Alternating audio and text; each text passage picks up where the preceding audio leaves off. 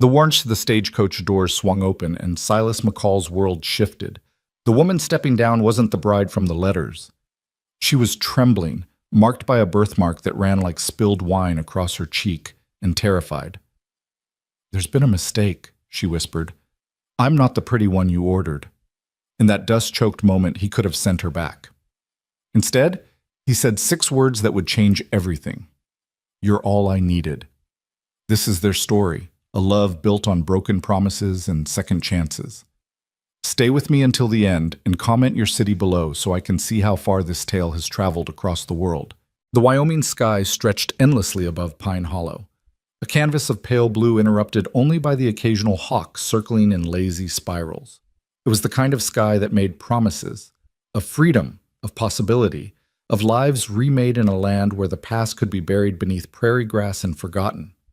But promises, Lydia Rowan had learned, were often lies dressed in prettier words. She pressed her forehead against the stagecoach window, watching the landscape blur past in shades of gold and rust. The letter crinkled in her pocket, its edges worn soft from weeks of anxious handling. Not her letter. Never her letter. The words were meant for Catherine Hartley, the beautiful parlor maid with honey-colored hair and a laugh like church bells. Catherine who had been chosen. Catherine who had been wanted. Catherine who had run away 3 days before the coach was scheduled to depart. Lydia's fingers traced the birthmark that spread across her left cheek like spilled wine, a mark she'd carried since birth, a mark that had defined every moment of her 23 years. In Boston, it had made her invisible, except when it made her a spectacle. Children pointed, men looked away. Women whispered behind gloved hands about what sin her mother must have committed to birth such a marked child. The stage driver's voice cut through her thoughts. "Pine Hollow, miss. End of the line." Her heart hammered against her ribs. This was madness, criminal madness. She was wearing another woman's name like a stolen coat, traveling to marry a man who had chosen someone else entirely. When he saw her, when he realized, but what choice did she have? Mrs. Pemberton's boarding house had no room for charity cases. The textile factory had closed. Her sister's husband had made his intentions clear with wandering hands and whispered suggestions that made her skin crawl. Catherine's ticket had been paid for. Catherine's passage had been arranged. And Catherine had looked at Lydia with desperate eyes and said, "You could go instead. He doesn't know what I look like. You could have a new life. A new life built on a lie." The coach jolted to a stop, and Lydia's stomach lurched with it. Through the dust-hazed window, she could see the depot, a weathered building that looked like it had been standing since the territory was young, and beside it, a man, Silas McCall. She knew it was him before anyone spoke his name. He stood with the kind of stillness that came from years of watching horizons, his body lean and work-hardened beneath a canvas coat that had seen better seasons. His hat shadowed a face carved by wind and sun into something between handsome and harsh, all sharp planes and serious lines. He was perhaps 35, though the West had a way of adding years to a man's face while leaving his strength intact. He wasn't looking at the coach with excitement or anticipation. He was simply waiting, patient as the prairie itself, his gloved hands loose at his sides. The driver climbed down and began unstrapping her trunk. "Mr. McCall," he called. "Got your bride here? Safe and sound?" Lydia's hands shook as she gathered her skirts. This was the moment. This was where the lie would crumble, where she'd be sent back in shame, where... The door opened, and the afternoon light flooded in, harsh and unforgiving. She stepped down carefully, her boots finding purchase on the wooden step. The wind caught her bonnet, and she reached up instinctively to hold it, the movement exposing her marked cheek to the brutal clarity of western sunlight. Silas McCall's eyes found hers, and the world seemed to narrow to just that point of connection. His gaze moved across her face, not lingering on the birthmark, but not ignoring it either. Simply seeing, simply assessing. His expression remained neutral, unreadable as stone. The words tumbled out before she could stop them, driven by panic and something like honesty. "There's been a mistake," her voice cracked. I'm not the pretty one you ordered." The silence that followed felt like standing on the edge of a cliff. The driver paused in his work. A woman sweeping the porch of the general store stopped mid-stroke. Even the wind seemed to hold its breath. Silas studied her for a long moment, and Lydia watched something shift behind his eyes. Not disappointment exactly, but a kind of quiet recognition, as if he were seeing something he'd expected all along. When he finally spoke, his voice was low and steady, carrying the weight of Wyoming granite. "You're all I needed." 6 words. Simple. Absolute. They hit her chest like stones dropped into still water, sending ripples through certainties she hadn't known she was holding. She faltered, thrown completely off balance. "You don't understand. I'm not Catherine. I'm not the woman from the letters. You're here," he interrupted gently. "You came all this way. That tells me enough." He turned to the driver. "Tom, help me with her trunk." "Now hold on," Lydia said, her voice rising. "You can't just—" "I lied to you. I took her place. I'm not who you think I am." Silas lifted her trunk with ease, muscles shifting beneath his coat. "You're a woman who needs a home, and I'm a man who needs a wife. Seems straightforward to me." He glanced at her over his shoulder, and for the first time she saw something almost like humor touch the corners of his mouth. "Unless you've got somewhere better to be?" The question hung in the air between them, and Lydia felt the truth of her situation settle over her like snow. No, she had nowhere better to be. No home, no prospects, no future beyond whatever she could build from this disaster. "I don't even know you," she whispered. "That makes us even," he replied. He set her trunk in the back of a wagon that looked as weathered and practical as everything else in this town. "Come on, it's a 2-hour ride to the ranch, and I'd like to get back before dark." Lydia stood frozen, her mind spinning. This wasn't how it was supposed to happen. He was supposed to be angry, disgusted, unwilling. He was supposed to send her back. Instead, he was offering her a hand up into the wagon as casually as if they'd arranged this meeting over breakfast. "Why?" The question burst from her. "Why would you accept this? Accept me?" Silas paused, his hand still extended. His eyes, gray-blue like winter sky, met hers with unexpected directness. "You think you're the first person to come west wearing someone else's story? This territory's built on second chances and reinventions, Miss—" He hesitated. "What's your real name?" "Lydia," she said, the truth feeling both dangerous and necessary. "Lydia Rowan." "Lydia," he repeated, and somehow the name sounded different in his western drawl, less like the sharp Boston pronunciation and more like something soft and enduring. "I'm Silas, and I'm offering you an honest arrangement, a home, my name, and a chance to build something real. No lies from here forward. Can you accept that?" Could she? Lydia looked at his outstretched hand, work-calloused and steady.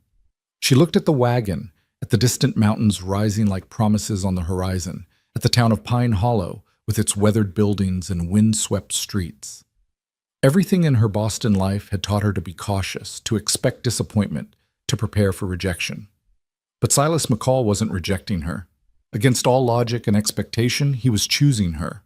She took his hand. His grip was firm, warm, even through her glove, and he helped her up into the wagon seat with surprising gentleness. As he climbed up beside her and took the reins, Lydia caught the curious stares of townspeople emerging from shops and doorways. A Chinese laundress, a banker in a too-fine suit, a group of ranch hands who looked at her with the frank assessment of men who'd been without female company for too long. "They'll talk," Silas said, following her gaze. "Small town. Nothing better to do." He clicked his tongue and the horses moved forward. "But talk's just noise. It doesn't change anything real." They rode in silence through Pine Hollow's main street, past the saloon with its painted facade, the mercantile with its false front and optimistic display of goods, the land office where men's dreams were recorded in ink and filed away.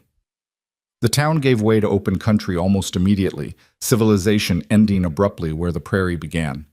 The landscape was overwhelming in its vastness. Lydia had never seen so much sky, so much emptiness, so much space between one human soul and another. In Boston, you were never truly alone. Walls pressed close, neighbors lived inches away, the city breathed down your neck with its smoke and noise and constant presence. Here, the world seemed to expand infinitely in all directions. making her feel simultaneously insignificant and strangely free. "It's beautiful," she said, surprising herself. Silas glanced at her, and something in his expression softened slightly. "It grows on you, the silence, the space. Some people can't stand it, drives them mad, all that emptiness. Others find it's exactly what they were looking for." "Which are you?" "The second kind." He adjusted the reins, guiding the horses around a cluster of rocks. "Came out here after the war. Couldn't stomach cities anymore. Too many people, too much noise, too many memories. The prairie doesn't judge, doesn't ask questions, just lets you be." The war. Lydia studied his profile, seeing the same shadows she'd seen in so many men's eyes back east. The veterans who came home changed, hollowed out by things they couldn't speak about. Her own father had been one of them, though he'd died before she was old enough to know him as anything but a ghost in her mother's tears. "You fought?" she asked softly. 4 years. Tennessee mostly. Some in Georgia." His jaw tightened. "Lost my brother at Shiloh. Lost most of myself somewhere between there and Appomattox. Found enough of the pieces out here to keep going." The honesty of it struck her silent. Men didn't usually speak like this, especially not to women they'd just met. But perhaps that was part of the Western bargain. The space demanded truth because there was nowhere to hide lies in all that openness. "I'm sorry," she said, "about your brother. Long time ago." But the grief in his voice suggested otherwise. Some losses never aged, never softened, never became anything but what they were. They rode on through the afternoon, the sun tracking slowly across the sky. Lydia watched the landscape shift and change, rolling grasslands giving way to rocky outcroppings, stands of cottonwoods marking invisible water sources, the distant mountains growing gradually closer. Hawks circled overhead, antelope scattered at their approach. Once a coyote watched them from a rise, then vanished like smoke. "Tell me about the letters," Silas said eventually. "The ones you read, the ones meant for Catherine." Lydia's face heated. "They were beautiful. You wrote about the ranch, about the land, about wanting to build something lasting, about needing a partner, not just a decoration." She twisted her hands in her lap. Catherine thought they were boring. She wanted adventure, excitement. She wanted someone different than me, Silas finished dryly. "Yes." "And you?" The question caught her off guard. "What about me? What did you want when you read those letters?" Lydia thought about Catherine's room at Mrs. Pemberton's, the two of them sitting on the narrow bed while Catherine complained about her dull cowboy, and Lydia read the letters with growing fascination. She remembered Silas's descriptions of dawn breaking over the prairie, of spring calves taking their first steps, of the satisfaction of fixing what was broken and building what was needed.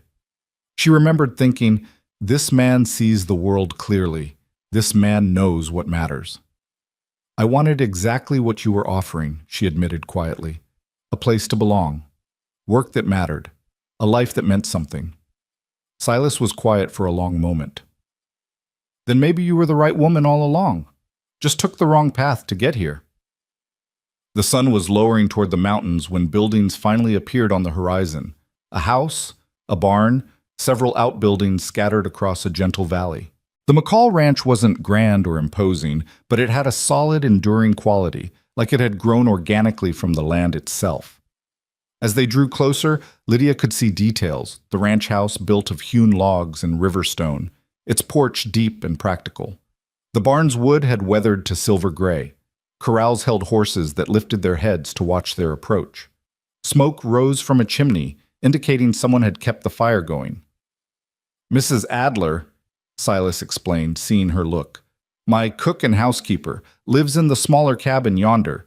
She's particular about her kitchen. Best to stay on her good side." They pulled up to the house, and Silas set the brake. Before he could climb down, the front door opened and a woman emerged, 50-something, built solid as a fence post, with steel gray hair pulled back severely and eyes that could probably identify a lie at 50 paces. Mrs. Adler's gaze swept over Lydia with the efficiency of someone assessing livestock. Lydia felt herself being inventoried, evaluated, and found wanting in the space of 3 seconds. "So," Mrs. Adler said, her voice flat, "this is the bride." "Lydia Rowan," Silas said, climbing down and offering Lydia his hand again. Lydia, this is Mrs. Adler. She keeps this place running. Mrs. Adler's eyes, fixed on Lydia's birthmark, lingered there just long enough to make the moment uncomfortable, then moved away. Dinner's in an hour. I suppose you'll want to freshen up. She turned and walked back inside without waiting for a response. Lydia stood in the yard feeling suddenly exhausted. The weight of the journey, the deception, the uncertainty, all of it crashed over her at once. Don't mind her, Silas said quietly. She's protective. Lost her husband and son to cholera 10 years back. Doesn't warm up to people easily. She hates me. She doesn't know you yet. He carried her trunk toward the house. Come on. I'll show you where you'll be staying. The interior of the ranch house was dim and masculine. Heavy furniture, practical arrangements, everything built for function rather than beauty. But it was clean, solid, and there was a certain austere comfort to it. Silas led her down a short hallway to a bedroom at the back of the house. This was my mother's room, he said, setting her trunk down. She passed 3 years ago. It's been empty since. He gestured around at the simple furnishings. A bed with a handmade quilt, a dresser with a cracked mirror, a rocking chair by the window. It's yours now. You can change whatever you like. Lydia walked to the window. The view looked out over the valley toward the mountains turning purple in the fading light. It's lovely, she said honestly. Silas stood in the doorway, suddenly awkward. We'll need to go into town tomorrow, make things official at the courthouse. Judge Whitmore handles marriages on Tuesdays. Official, Lydia repeated, the word tasting strange. If you're staying, we do it right, legal and proper. He met her eyes. But if you want to change your mind, if you want to take the next stage back east, I'll pay your fare. No hard feelings. It was an escape hatch, generously offered. Lydia looked around the room, at the mountains beyond, at this quiet man who had every right to be furious with her, and instead was offering patience and second chances. I'll stay, she said. If you'll have me. Something flickered across Silas's face. Relief, maybe, or satisfaction. Good. Wash up, then come to the dining room. Mrs. Adler's cooking is one of the few pleasures in this life I wouldn't want you to miss.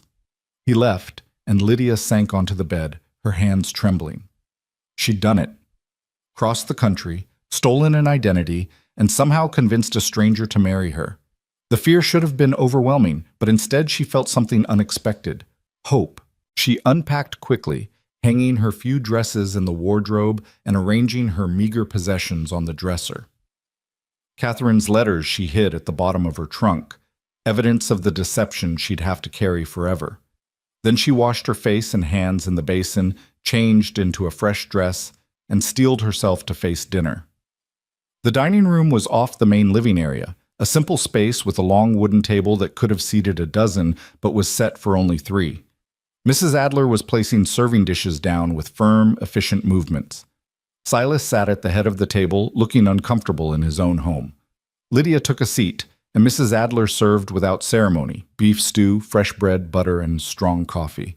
The food was simple but excellent, each bite flavored with herbs and care. Thank you, Mrs. Adler, Lydia said. This is wonderful. Mrs. Adler sniffed. City girls usually turn their noses up at plain food, want fancy French sauces and such. I'm not most city girls. That's plain to see. Mrs. Adler's eyes flicked to her birthmark again, and Lydia felt heat rise in her cheeks. Mrs. Adler, Silas said, his voice carrying a warning. Just speaking truth, the older woman said. Girl's got eyes. She knows what she looks like. That's enough. The silence that followed was thick enough to cut. Lydia set down her fork, her appetite gone. May I be excused? Silas's jaw tightened. You haven't finished eating. I'm not hungry anymore. She stood, carefully folding her napkin. Thank you for the meal. She walked back to her room with as much dignity as she could muster, closed the door, and leaned against it. Tears burned behind her eyes, but she refused to let them fall. She'd lived 23 years with people's cruelty. She could survive one more evening. A knock came at the door an hour later. Lydia? Silas's voice was quiet. Can I come in? She opened the door. He stood in the hallway, holding a plate covered with a cloth. Brought you some food, he said. Figured you might be hungry once your pride settled down. He held out the plate. Mrs. Adler made apple pie. It's good. Lydia took the plate, touched by the gesture. Thank you. I talked to her, Silas said, made it clear that kind of talk isn't acceptable in this house. She won't bother you again. You don't have to defend me. I do, actually. You're going to be my wife. He leaned against the door frame. This place isn't good at welcoming strangers. The land's hard, the work's harder, and people who survive out here tend to build walls high and thick. But don't let them make you feel like you don't belong. Lydia looked up at him, this tall stranger who kept surprising her with unexpected kindness. Why are you being so good to me? Silas was quiet for a moment, his eyes distant. Because I know what it's like to feel unwanted, he said finally. To carry marks that make people look away. He pushed up his left sleeve, revealing a scar that ran from elbow to wrist, old, thick, the kind that came from severe burns. Got this in the war. Field hospital caught fire. I pulled out 3 men before the ceiling came down on me. Lydia's breath caught. The scar was extensive, painful to look at. When I came home, the woman I'd been courting took one look at this and told me she couldn't marry someone damaged. His voice was matter-of-fact, but Lydia could hear the old hurt beneath it. Said she'd waited 4 years for a whole man, not pieces of one. She left that same day. That's terrible, Lydia whispered. It taught me something, though. He rolled his sleeve back down.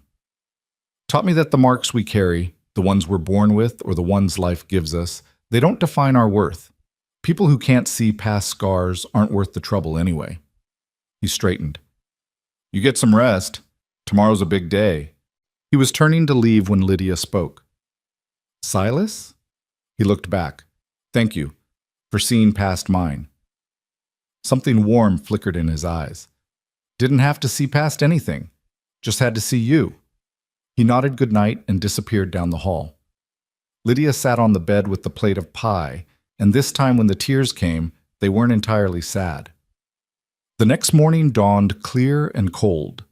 Lydia dressed in her best dress, a modest gray wool that Catherine had given her, saying it made her look like a governess, and tried to tame her dark hair into something respectable.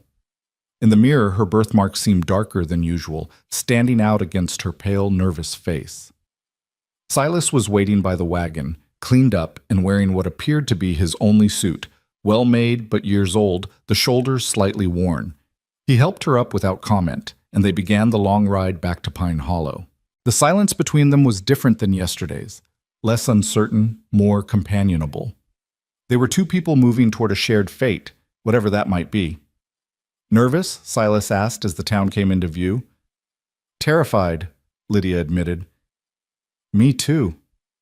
She looked at him in surprise. You are?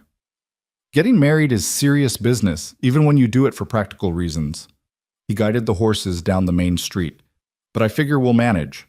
We're both sensible people. Sensible, Lydia repeated. Is that what we are? Well, one of us crossed the country pretending to be someone else, and the other is marrying her anyway.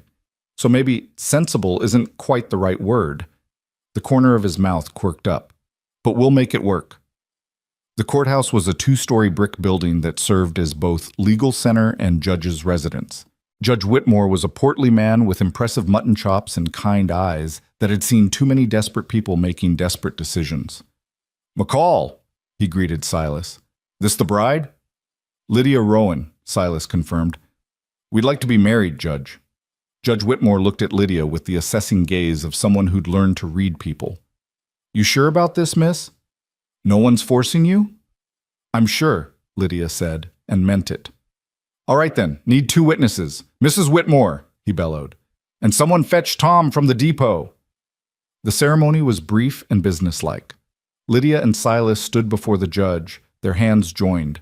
The words were old and worn smooth by countless repetitions, to have and to hold, for better or worse, in sickness and health, until death parted them. When it came time for the ring, Silas pulled a simple gold band from his pocket. It was my mother's, he said quietly, sliding it onto Lydia's finger. It fit perfectly, warm and solid. By the power vested in me by the territory of Wyoming, Judge Whitmore intoned, I now pronounce you man and wife. You may kiss your bride, Mr. McCall." Silas looked at Lydia, a question in his eyes. She nodded slightly, and he leaned down and pressed a brief, careful kiss to her lips. It was chaste, respectful, nothing like the dramatic kisses in novels. But it was real, and it sealed the bargain they'd made. They signed the papers, Lydia's hand shaking slightly as she wrote her real name for the first time in weeks. Mrs. McCall, Lydia Rowan McCall. A new identity, earned through honesty this time rather than stolen. Walking out of the courthouse into the bright morning, Lydia felt the weight of what she'd done settle over her. She was married, bound to this man, this place, this life. There was no going back now. "We should stop by the mercantile," Silas said. "Get you some things. Fabric for dresses, whatever you need." They spent an hour in the store while Lydia selected carefully. Practical items. Nothing frivolous. Always conscious of the cost. Silas said nothing about money, just nodded approval at her choices and added a few items of his own. Good boots, a warm coat, a better sewing kit. "You'll need these," he said. "Winters are hard out here." At the counter, Mrs. Chen, the shopkeeper's wife, tallied up the purchases. Her eyes lingered on Lydia's face, but unlike Mrs. Adler, there was no judgment in them, only curiosity. "Welcome to Pine Hollow, Mrs. McCall," she said with a slight accent. "Mr. Silas is good man. You be happy here." "Thank you," Lydia said, touched by the kindness. As they loaded the supplies into the wagon, Lydia noticed a woman watching from across the street, young, beautiful, with golden hair elaborately styled. She was staring at Silas with an expression Lydia couldn't quite read. "Who's that?" Lydia asked. Silas's expression closed off. "Elizabeth Hartwick, the banker's daughter." He didn't elaborate, but Lydia understood. This was the woman who'd rejected him for his scars. Elizabeth crossed the street with the confidence of someone used to being admired. "Silas," she said, her voice like honey, "I heard you'd gotten married. I had to see for myself." "Elizabeth." Silas's tone was neutral. Elizabeth's eyes swept over Lydia with barely concealed contempt. "My," she said sweetly, "you certainly didn't waste any time finding a replacement, did you?" The words hung in the air like poison. Lydia felt her face heat, understanding the implication. A replacement for Elizabeth. Someone less desirable, easier to obtain. But Silas stepped closer to Lydia, his hand finding hers. "Lydia isn't a replacement for anyone," he said evenly. "She's exactly who I chose." He squeezed Lydia's hand. "We should get going. Long ride home." He helped Lydia into the wagon, and as they pulled away, Lydia glanced back to see Elizabeth standing in the street, her beautiful face twisted with something like fury. "I'm sorry about that," Silas said once they were clear of town. "Is she why you sent for a mail-order bride? Because you didn't want to marry anyone local?" "Partly." He was quiet for a moment. "After Elizabeth left, people looked at me different. Pitied me. Set their daughters on me like I was some kind of charity case. I didn't want pity, didn't want someone marrying me because they felt sorry for the scarred war veteran." He glanced at her. "Thought a stranger might see me clearer, see what I could offer instead of what I'd lost." "And did I? See you clearer?" "You tell me." Lydia thought about Catherine's letters, about the thoughtful man who emerged from those carefully crafted sentences. She thought about Silas's patience yesterday, his kindness last night, his quiet strength this morning. "I see a good man," she said, "someone worth knowing." They rode in comfortable silence until the ranch appeared on the horizon, and Lydia felt an unexpected swell of something that might have been homecoming. The house looked different in afternoon light, warmer, more welcoming. This was hers now, her home, her life. Over the next weeks, Lydia began to understand the rhythm of ranch life. The days started before dawn with the rooster's crow and ended when darkness made work impossible. There was always something needing attention, fences to mend, animals to tend, repairs to make. Silas worked constantly, his body in perpetual motion from sunrise to sunset. Lydia found her own tasks. She took over the garden that had grown wild, coaxing vegetables and herbs back to life. She mended clothes and linens, her careful stitches better than anything Silas had managed on his own. She learned to bake bread in Mrs. Adler's temperamental oven, though the older woman supervised with a critical eye that never quite softened. The ranch hands, 4 men who lived in the bunkhouse, treated her with cautious respect. They were weathered, mostly older men who'd found their way to the McCall ranch through various paths of desperation or escape. They called her ma'am and kept their distance, though she sometimes caught them watching her with curiosity. Silas remained unfailingly courteous, but distant. They inhabited the same house like respectful strangers, crossing paths at meals and in hallways, but never quite connecting. He left early, returned late, and when he was home, he seemed uncertain how to talk to her. Their conversations stayed carefully in safe territory: weather, cattle, supplies needed from town. At night, Lydia lay alone in her room, listening to the house settle around her, and wondered if this was all marriage would ever be. 2 people circling each other carefully, never quite touching. But small kindnesses appeared, evidence of attention being paid. Fresh coffee left by her door each morning, still warm. Her favorite chair moved closer to the lamp for better light. A wildflower in a jar on the kitchen table. No note, but she knew who'd picked it. One evening, nearly 3 weeks after the wedding, Lydia found Silas in the barn, working by lantern light. He was sewing something, his large hands surprisingly deft with needle and thread. "What are you fixing?" she asked from the doorway. He looked up, startled. "Your shawl. Saw it had a tear." He held it up, the gray wool wrap she wore most evenings. "Almost done." Lydia stepped closer, touched that he'd noticed, that he'd cared enough to fix it. "Thank you. You didn't have to." "Wanted to." He knotted the thread and bit it off. "This place isn't good at welcoming strangers," he said without looking up, echoing his words from their first night. "But don't let them make you feel like one." Something in his voice, the gentleness, the concern, made Lydia's throat tight. She sat on a hay bale nearby, watching him work. "Do you regret it?" she asked quietly. "Marrying me?" Silas looked up, genuine surprise in his eyes. "Why would I regret it?" "Because I'm not what you asked for. Because I lied. Because—" she gestured at her face. "Because of this." He set down the shawl and crossed to her, crouching so they were eye level. "Listen to me," he said, his voice firm but kind. "That birthmark doesn't make you less. Anyone who told you it did was wrong." His scarred hand reached out, hesitated, then gently touched her marked cheek. "We don't choose our marks, only how we carry them." Lydia's breath caught. It was the first time he'd touched her face, the first time anyone had touched it without flinching or pity. His calloused fingers were warm, achingly gentle. "You carry yours with dignity," he continued softly. "That's all that matters." In that moment, in the warm lamplight of the barn with hay scent and leather all around them, something shifted between them. Not love, not yet, but the first fragile root of it, pushing through frozen ground towards sun. The touch lingered between them for a heartbeat longer before Silas pulled his hand back, clearing his throat as if suddenly aware of the intimacy of the moment. He stood and retrieved her shawl, folding it carefully before placing it in her hands.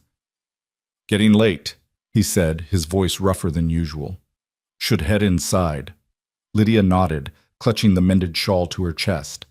As they walked back to the house together, the distance between them felt both smaller and more significant than it had been. Something had been acknowledged in that barn, something neither of them was quite ready to name. The following days brought a subtle shift to their interactions. Silas began staying closer to the house during his work, finding tasks that needed doing within sight of the kitchen windows. Lydia caught herself watching for him, listening for his footsteps on the porch, timing her bread making so it would come out of the oven warm when he returned for lunch. Mrs. Adler noticed, of course. The woman missed nothing. "Man circling you like a wolf circles prey," she commented one afternoon, kneading dough with practiced efficiency. "Though I suppose that's proper, seeing as you're his wife." Lydia felt her cheeks heat. "We're just getting to know each other." Mrs. Adler's tone suggested she saw more than Lydia was saying.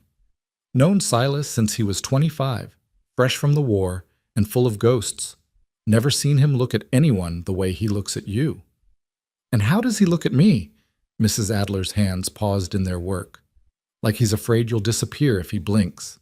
She resumed kneading, her voice gruff. "That boy's had enough disappearing in his life. His brother, his father, his... She stopped abruptly. Elizabeth, Lydia finished quietly. That one. Mrs. Adler's mouth tightened into a hard line.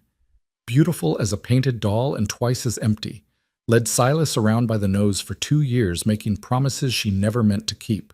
When he came back scarred, she couldn't get away fast enough. She shaped the dough into a ball with more force than necessary. Some women can't see past the surface, too busy looking in mirrors to notice what's real. Is that why you were so cold to me? You thought I was like her? Mrs. Adler's hand stilled. For a long moment, she didn't speak. I thought you were running from something, she said finally. Could see it in your eyes that first day, fear and desperation. Figured you'd use Silas and leave when something better came along. She looked at Lydia directly for the first time in weeks. I was wrong. You've got staying power, and you look at him like he matters. The admission, coming from this stern woman, felt like a hard-won victory. He does matter, Lydia said. More than he knows. Then tell him. Mrs. Adler covered the dough with a cloth. Men are fools when it comes to understanding what's right in front of them. Have to spell it out in words of one syllable sometimes. That evening, Lydia found Silas on the porch, watching the sunset paint the mountains in shades of amber and rose. She brought 2 cups of coffee and sat beside him on the steps, their shoulders nearly touching. Beautiful night, she offered. Always is this time of year. He accepted the coffee with a nod of thanks. Before the snows come and lock everything down, how bad do the winters get? Bad enough. We'll be snowed in for weeks at a time. It'll be just us, you, me, Mrs. Adler, and the hands in the bunkhouse. No way in or out until the thaw. He glanced at her. Gets lonely. Cabin fever sets in. People go a little crazy cooped up together. Sounds terrible, Lydia said, but she was smiling slightly. Could be worse. Could be stuck with someone you can't stand. His eyes held hers. I figure we'll manage all right. The stars were beginning to emerge, pinpricks of light in the deepening blue. Lydia sipped her coffee, gathering courage. Silas, can I ask you something? Anything. Do you ever regret not waiting, not taking more time to find someone you could love? He was quiet for so long she thought he wouldn't answer. When he finally spoke, his voice was measured, careful. I'm 36 years old, Lydia. Lost my youth to war, my 20s to grief, my early 30s to just surviving. I didn't have time to wait for some fairy tale romance. He turned to face her fully. But that doesn't mean I'm settling. It means I'm choosing what's real over what's pretty. And what's real? You are. This is. He gestured at the ranch, the mountains, the vast sky. 2 people building something together. Respect. Partnership. Maybe friendship, if we're lucky. He paused. Maybe more, given time. Lydia's heart beat faster. I'd like that. The friendship part. And maybe the more. Silas's expression softened in the fading light. Me too. They sat together until full darkness fell, and when they finally went inside, Silas's hand found the small of Lydia's back guiding her through the door. The touch was brief, almost unconscious, but it stayed with her long into the night. October gave way to November, and the weather turned sharp and cold. The ranch hands worked double time preparing for winter, reinforcing buildings, stockpiling feed, bringing cattle down from high pasture.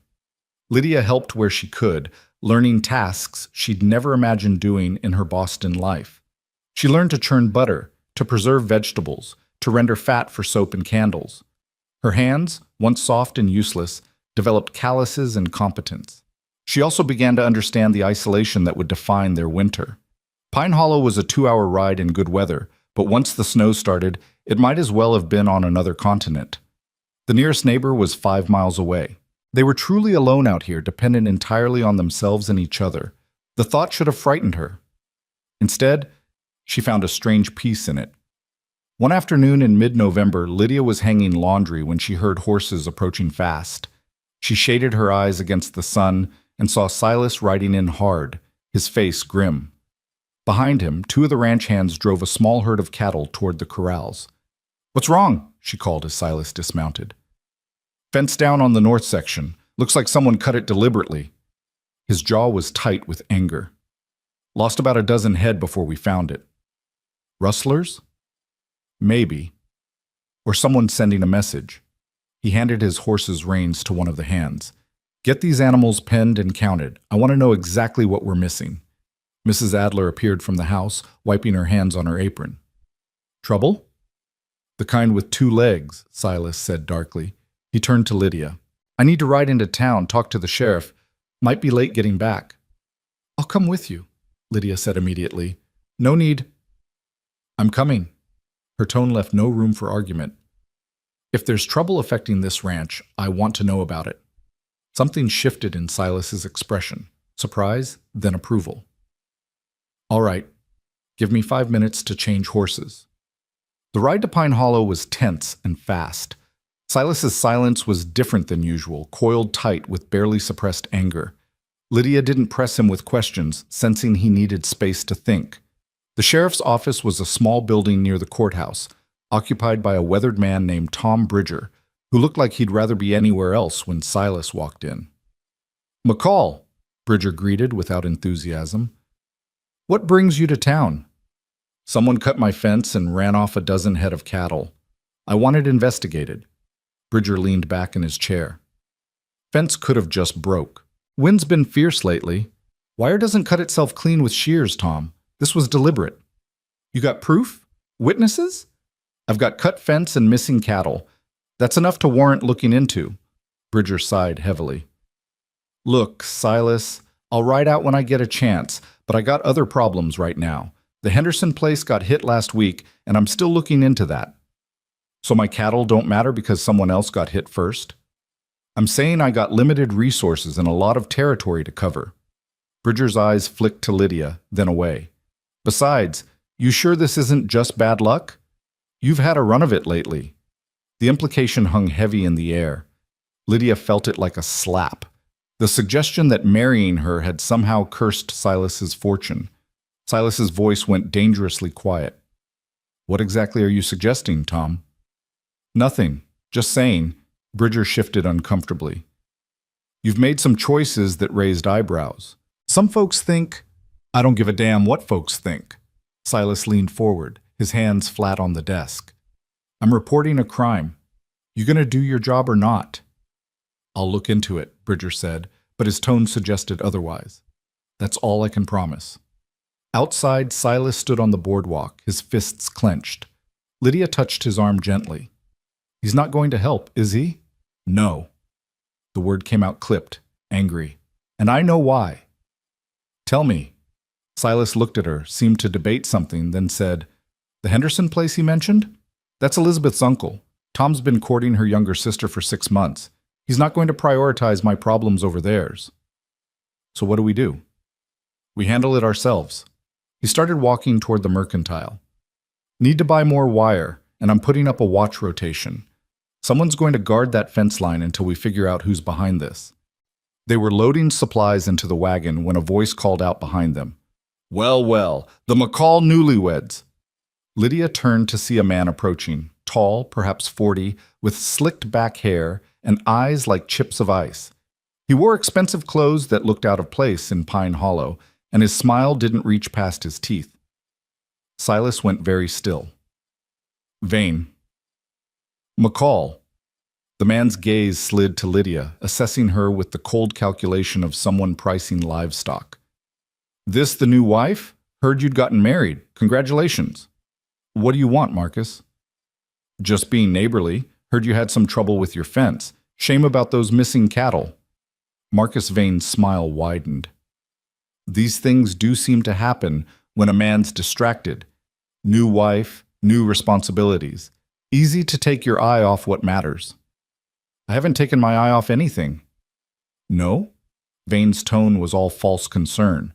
Then maybe you should pay closer attention to who's moving into the territory. Lots of new faces, some of them less friendly than others. He tipped his hat to Lydia. Ma'am, you take care now. This country can be dangerous for people who don't know how things work. He walked away, and Lydia felt a chill that had nothing to do with the November wind. Who was that? Marcus Vane, land speculator, buys up failing ranches and flips them for profit. Silas watched the man disappear into the saloon. He's been trying to buy me out for 2 years. I keep refusing. You think he's behind the cut fence? I think Marcus Vane doesn't do anything he can't profit from. He helped Lydia into the wagon. And I think we need to get home before dark. The ride back was quiet, both of them lost in thought. The sun was setting when they finally saw the ranch buildings ahead, smoke rising from the chimney and a welcome promise of warmth. But as they drew closer, Lydia noticed something wrong. "Silas," she said, pointing, "the barn door's open." Silas saw it too. His hand moved instinctively to the rifle under the wagon seat. "Stay here." "I'm not." "Stay here." His voice allowed no argument. He climbed down carefully, rifle ready, and approached the barn. Lydia held her breath, watching. The minutes stretched like hours. Then Silas emerged, his expression dark, and gestured for her to come. Inside the barn, the damage was systematic and deliberate. Tack had been cut, feed bags slashed open, tools scattered. But the worst was the message painted on the back wall in crude red letters: "Leave or worse comes." Mrs. Adler appeared in the doorway, her face pale. "They came about an hour after you left. 3 men, faces covered. The hands tried to stop them, but they had guns." Her voice shook slightly. "They said to tell you this is just the beginning." Silas stood very still, his jaw working. Then he turned and punched the barn wall hard enough to split his knuckles. "Silas!" Lydia rushed to him, grabbing his hand. Blood welled from the broken skin. "Stop it! This doesn't help." "They came to my home." His voice was rough with fury. "Threatened my people. Destroyed my property." He pulled away from her, pacing like a caged animal. "And I wasn't here to stop them." "You couldn't have known." "I should have known." The words exploded from him. "Vane as good as told me something was coming. I should have stayed. Should have—" He stopped, his hands fisting in his hair. "This is my fault." Lydia moved to stand directly in front of him, forcing him to meet her eyes. "No, this is the fault of whoever did it, not you." She took his bleeding hand gently but firmly. "Now come inside and let me clean this before you break it worse." For a moment she thought he'd refuse, but then the fight went out of him.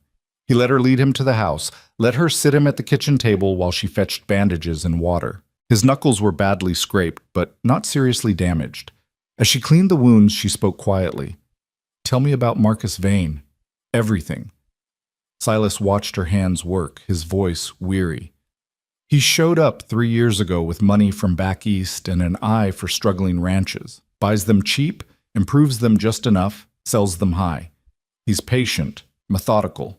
If a place won't sell, he makes life difficult until the owner gives up." "How difficult?" "Accidents, fence breaks, cattle going missing. Nothing provable, nothing illegal enough to involve the law. Just enough pressure to make running a ranch impossible." His jaw tightened. "The Henderson place lasted 6 months before they sold. The Johnsons made it almost a year." "Why does he want your land?" "Water rights. My property controls access to Clearwater Creek, which feeds half the valley. Whoever owns my land controls irrigation for miles around." He looked at her. "It's worth killing for if you're that kind of man." "And you think Vane is that kind of man?" "I think Marcus Vane would burn this whole territory if it meant profit." He was quiet for a moment. "I'm sorry, Lydia. I brought you into a war you didn't sign up for." She tied off the bandage and kept hold of his hand. "I signed up for better or worse. This counts as worse." She met his eyes steadily. "I'm not leaving. I'm not going anywhere." Something fierce and grateful flared in his expression. "You say that now, but—" "I say it, and I mean it." Her grip tightened. "I spent 23 years running from people's cruelty. I'm done running. This is my home now, our home, and I'll fight for it just as hard as you will." Silas turned his hand to lace his fingers through hers, the bandage rough against her palm. "You're sure?" "I've never been more sure of anything." They sat like that for a long moment, hands clasped, a silent promise passing between them. Then Mrs. Adler cleared her throat from the doorway. "I made stew," she said gruffly. "You should eat. Going to need your strength for whatever comes next." The next morning, Silas gathered everyone, Lydia, Mrs. Adler, and the 4 ranch hands, in the main room. His face was set, determined. From now on, no one works alone. Always travel in pairs, and always armed. We set up a watch rotation, 2 men on the fence line at night, rotating every 4 hours. Anyone sees anything suspicious, you sound the alarm. He looked at each person in turn. This is going to get worse before it gets better. If any of you want to leave, I'll pay you through the end of the month and give you a reference. No hard feelings. The hands exchanged glances. Finally, old Pete stepped forward. Been working for you 6 years, Silas. Ain't leaving now just because some city snake is making trouble. Same here, said Jackson, a former cavalry soldier with graying temples. We stick. The other 2 nodded agreement. Silas's expression showed relief and gratitude. All right then, we do this together. Pete and Jackson take first watch tonight. Stay sharp. The men dispersed to their tasks, leaving Silas, Lydia, and Mrs. Adler. The older woman looked between them, then spoke.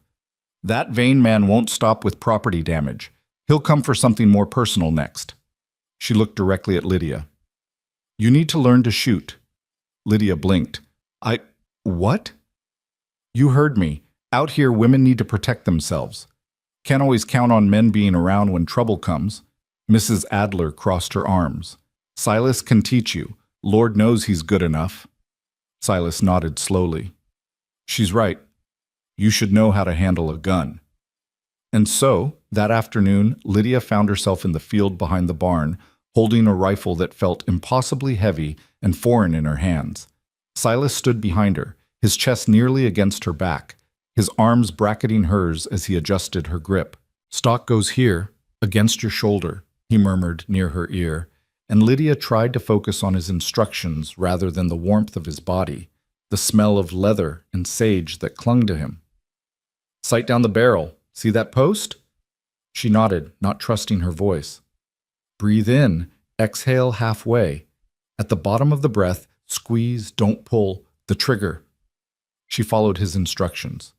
The rifle kicked hard against her shoulder, and the shot went wide, missing the post by 3 feet. Better than most first tries, Silas said. Again. They practiced for an hour, and slowly, painfully, Lydia began to understand the mechanics. Her shoulder would be bruised tomorrow, but by the end of the session, she'd managed to hit the post twice. Good, Silas said, taking the rifle. We'll practice every day until it's second nature. Walking back to the house, Lydia rubbed her sore shoulder. Do you really think it'll come to that? To needing to shoot someone? Silas was quiet for a long moment. I hope not, but hope's not a strategy. Better to know and not need than need and not know. That night, Lydia lay in bed listening to the wind howl around the house, thinking about guns and threats and the dangerous ground they were standing on. She thought about Marcus Vane's cold eyes, about the painted message in the barn, about Silas's bleeding knuckles. She thought about Elizabeth, beautiful and cruel, and about Mrs. Adler slowly warming to her presence. She thought about Catherine, safe somewhere far away, probably never thinking about the identity she'd abandoned. Most of all, she thought about Silas's hand in hers, the way he'd looked at her when she said she wouldn't leave, the way something had shifted between them in that barn weeks ago, and how it kept shifting day by day, drawing them closer. She was falling in love with him. The realization hit her with surprising clarity.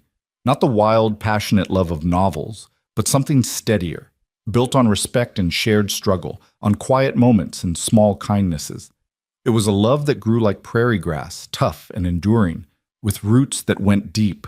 The question was whether he felt the same. A sound from outside made her sit up, heart pounding. Footsteps on the porch. She reached for the small pistol Silas had left in her nightstand, another gift born of necessity, and crept to the window. But it was only Silas, checking the doors one final time before bed. She watched him test each lock, his shoulders tense even in the moonlight. He carried the weight of protection like a physical burden, and she wished she could somehow share that load, make it lighter. As if sensing her watching, he looked up toward her window. She drew back instinctively, but not before their eyes met. He raised one hand in a small gesture, reassurance, or perhaps good night. She waved back, and he disappeared inside. The next few days passed in uneasy peace. The watch rotation continued, but no more attacks came. Silas pushed everyone hard, preparing for winter while staying vigilant for threats. Lydia found herself falling into a rhythm, shooting practice in the mornings, household work during the day, evening meals where the tension gradually eased as exhaustion took over. Mrs. Adler began teaching her to cook properly, gruff instructions given with occasional nods of approval. "You're not hopeless," the older woman said one afternoon, watching Lydia knead bread. "Got decent hands for dough work." Coming from Mrs. Adler, it was high praise. On a Tuesday, exactly 2 weeks after the barn incident, Lydia was in the garden harvesting the last of the squash when she heard a rider approaching. She straightened, hand moving instinctively toward the pistol at her belt. Another new habit, but relaxed when she recognized the horse. Silas dismounted quickly, his face strange. "We need to talk." Her stomach tightened. "What's wrong?" "Inside." He glanced around, suddenly cautious. "Not out here." In the kitchen, he pulled a folded paper from his pocket and handed it to her. "Found this nailed to the fence post on the north section." Lydia unfolded it with trembling hands. The message was brief and terrifying. "The marked woman brought you bad luck. Send her away or watch everything burn. You have 1 week." The paper fluttered from her fingers. "No," she whispered. "No, this can't." "It's Vane's doing," Silas said, his voice hard. "Trying to divide us. Make me think you're the cause of all this." "Maybe I am." The words came out broken. "Maybe if I left." "Don't." He gripped her shoulders, forcing her to meet his eyes. "Don't give him that power. Don't let him make you believe his lies."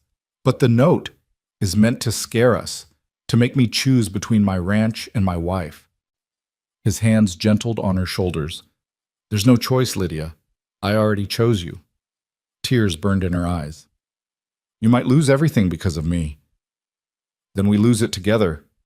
He pulled her against his chest, his arms wrapping around her tightly. "You hear me? Together. I'm not sending you away. I'm not letting him win." Lydia buried her face in his shirt, breathing in his scent, feeling his heart beat steady and strong beneath her cheek. "I'm scared," she admitted. "Me too." His voice rumbled through his chest. "But we'll face it together." They stood like that for a long moment, holding each other in the quiet kitchen while the afternoon light slanted through the windows. When Lydia finally pulled back, Silas's hand came up to cup her marked cheek, his thumb brushing away tears. "This mark," he said softly, "it's just part of you, like my scars are part of me. It doesn't make you cursed or unlucky. It just makes you Lydia." She covered his hand with hers, pressing it more firmly against her face. "How did I get so lucky to find you?" "Pretty sure I'm the lucky one." His smile was small but genuine. "Though I admit the circumstances could have been better." Despite everything, she laughed, a small, watery sound. "We do have terrible timing. We'll work on that." He kissed her forehead gently, and the gesture was so tender, so full of unspoken feeling, that Lydia's breath caught. "Come on, we need to show this note to the others. Everyone needs to stay extra alert." The meeting was tense. Pete's face darkened when he read the note. "Threatening a woman," he spat. "Man who'd do that ain't worth the powder to blow him to hell." "We don't know for certain it's Vane," Jackson pointed out, though his tone suggested he had his suspicions. "Who else would it be?" Mrs. Adler demanded. "Man's been circling this place like a buzzard for years. Now he's got another weapon to use against us." She looked at Lydia. "Girl's an easy target because of her mark. Superstitious fools will believe anything." "Then we make sure nothing happens to give those fools ammunition," Silas said firmly. "Double the watches. No one goes into town alone, not even for supplies. We act like everything's normal, but stay ready for anything." That night, sleep eluded Lydia entirely. She lay in her bed, watching shadows shift across the ceiling, jumping at every creak and groan of the settling house. Around midnight, she gave up and wrapped herself in her shawl, the one Silas had mended, and padded quietly to the kitchen. Silas was already there, sitting at the table with a cup of coffee and his rifle within easy reach. He looked up when she entered, his expression softening. "Couldn't sleep either?" he asked. She shook her head and poured herself coffee, then sat across from him. "Keep thinking about that note, about what it means." "It means Vane's getting desperate. That's actually good news. means we're not breaking as easily as he expected, or it means he's about to escalate to something worse. Silas couldn't argue with that logic. They sat in silence for a while, the lamp flickering between them, casting their faces in warm relief against the dark kitchen. "Tell me about your family," Silas said suddenly. "Your life before. You never talk about it." Lydia wrapped her hands around the warm cup. "Not much to tell. My mother died when I was 16. Never knew my father. He died in the war before I was born. I had an older sister, married, who let me live with them after mother passed." She stared into her coffee. Her husband wasn't kind. When Catherine got her notice about coming west, it seemed like a door opening, a way out. You were brave to take it. I was desperate. She looked up at him. Bravery implies choice. I didn't have any. You had a choice to give up, to stay and endure. Instead, you crossed the country alone on a lie and a prayer. His eyes held hers. That's not desperation. That's courage. The words settled into her chest, warm and healing. Thank you for seeing it that way. I see you, Lydia. All of you. He reached across the table, his hand open in invitation. She placed hers in it, and his fingers closed around hers, warm and solid. Whatever comes next, we face it together. That's not just words. That's a promise. She believed him. Looking into his weathered face, seeing the determination and unexpected gentleness there, she believed every word. The weak vein had given them past in heightened tension, but no further incidents. Every morning, Silas checked the fence lines. Every evening, he made sure all the animals were accounted for. They existed in a state of constant vigilance, waiting for the other shoe to drop. It finally fell on the 7th night. Lydia woke to shouting and the acrid smell of smoke. She bolted upright, her heart slamming against her ribs as orange light flickered through her window. Fire. The corral was on fire. Lydia scrambled out of bed, pulling on her boots and grabbing the pistol from her nightstand. The hallway was already filled with smoke, and she could hear Silas's voice bellowing orders outside. She ran through the house, yanking open the front door to chaos. The wooden corral fence was ablaze, flames climbing 30 feet into the night sky and casting everything in hellish orange light. The horses inside were screaming, rearing, and crashing against the rails in their panic. Silas and the ranch hands were already there, some fighting the fire with buckets from the well, others working frantically to free the terrified animals. "Lydia!" Mrs. Adler grabbed her arm, appearing from the darkness. "Help me with the pump! We need more water!" They worked together, filling bucket after bucket, while the men formed a chain, passing water hand to hand toward the flames. The heat was tremendous, searing even from 20 feet away.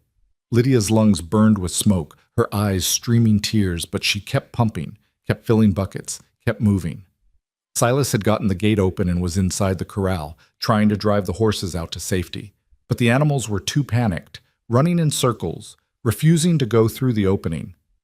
Lydia watched in horror as a burning rail cracked and fell, missing Silas by inches. "Get out of there!" she screamed, but her voice was lost in the roar of flames and the horses' terrified cries. Then she saw him, a figure on horseback at the edge of the firelight, watching, just watching. Even through the smoke and chaos, she recognized the shape of him. Marcus Vane sat his horse calmly, observing the destruction he'd wrought like a man admiring his handiwork. Their eyes met across the burning corral, and he touched his hat in a mocking salute before wheeling his horse and disappearing into the darkness.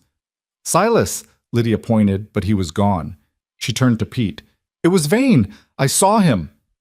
"Go tell the sheriff!" Pete shouted over the noise. "We got this!" But there was no time. Even as he spoke, a section of fence collapsed inward, and one of the horses, a beautiful paint mare, reared and came down wrong, her leg buckling. She went down screaming, and Silas was suddenly there, dodging hooves and flames, trying to calm the injured animal. Jackson finally managed to drive the other horses through the gate to safety, but the mare couldn't move. Silas knelt beside her, his hands gentle on her neck even as flames crept closer.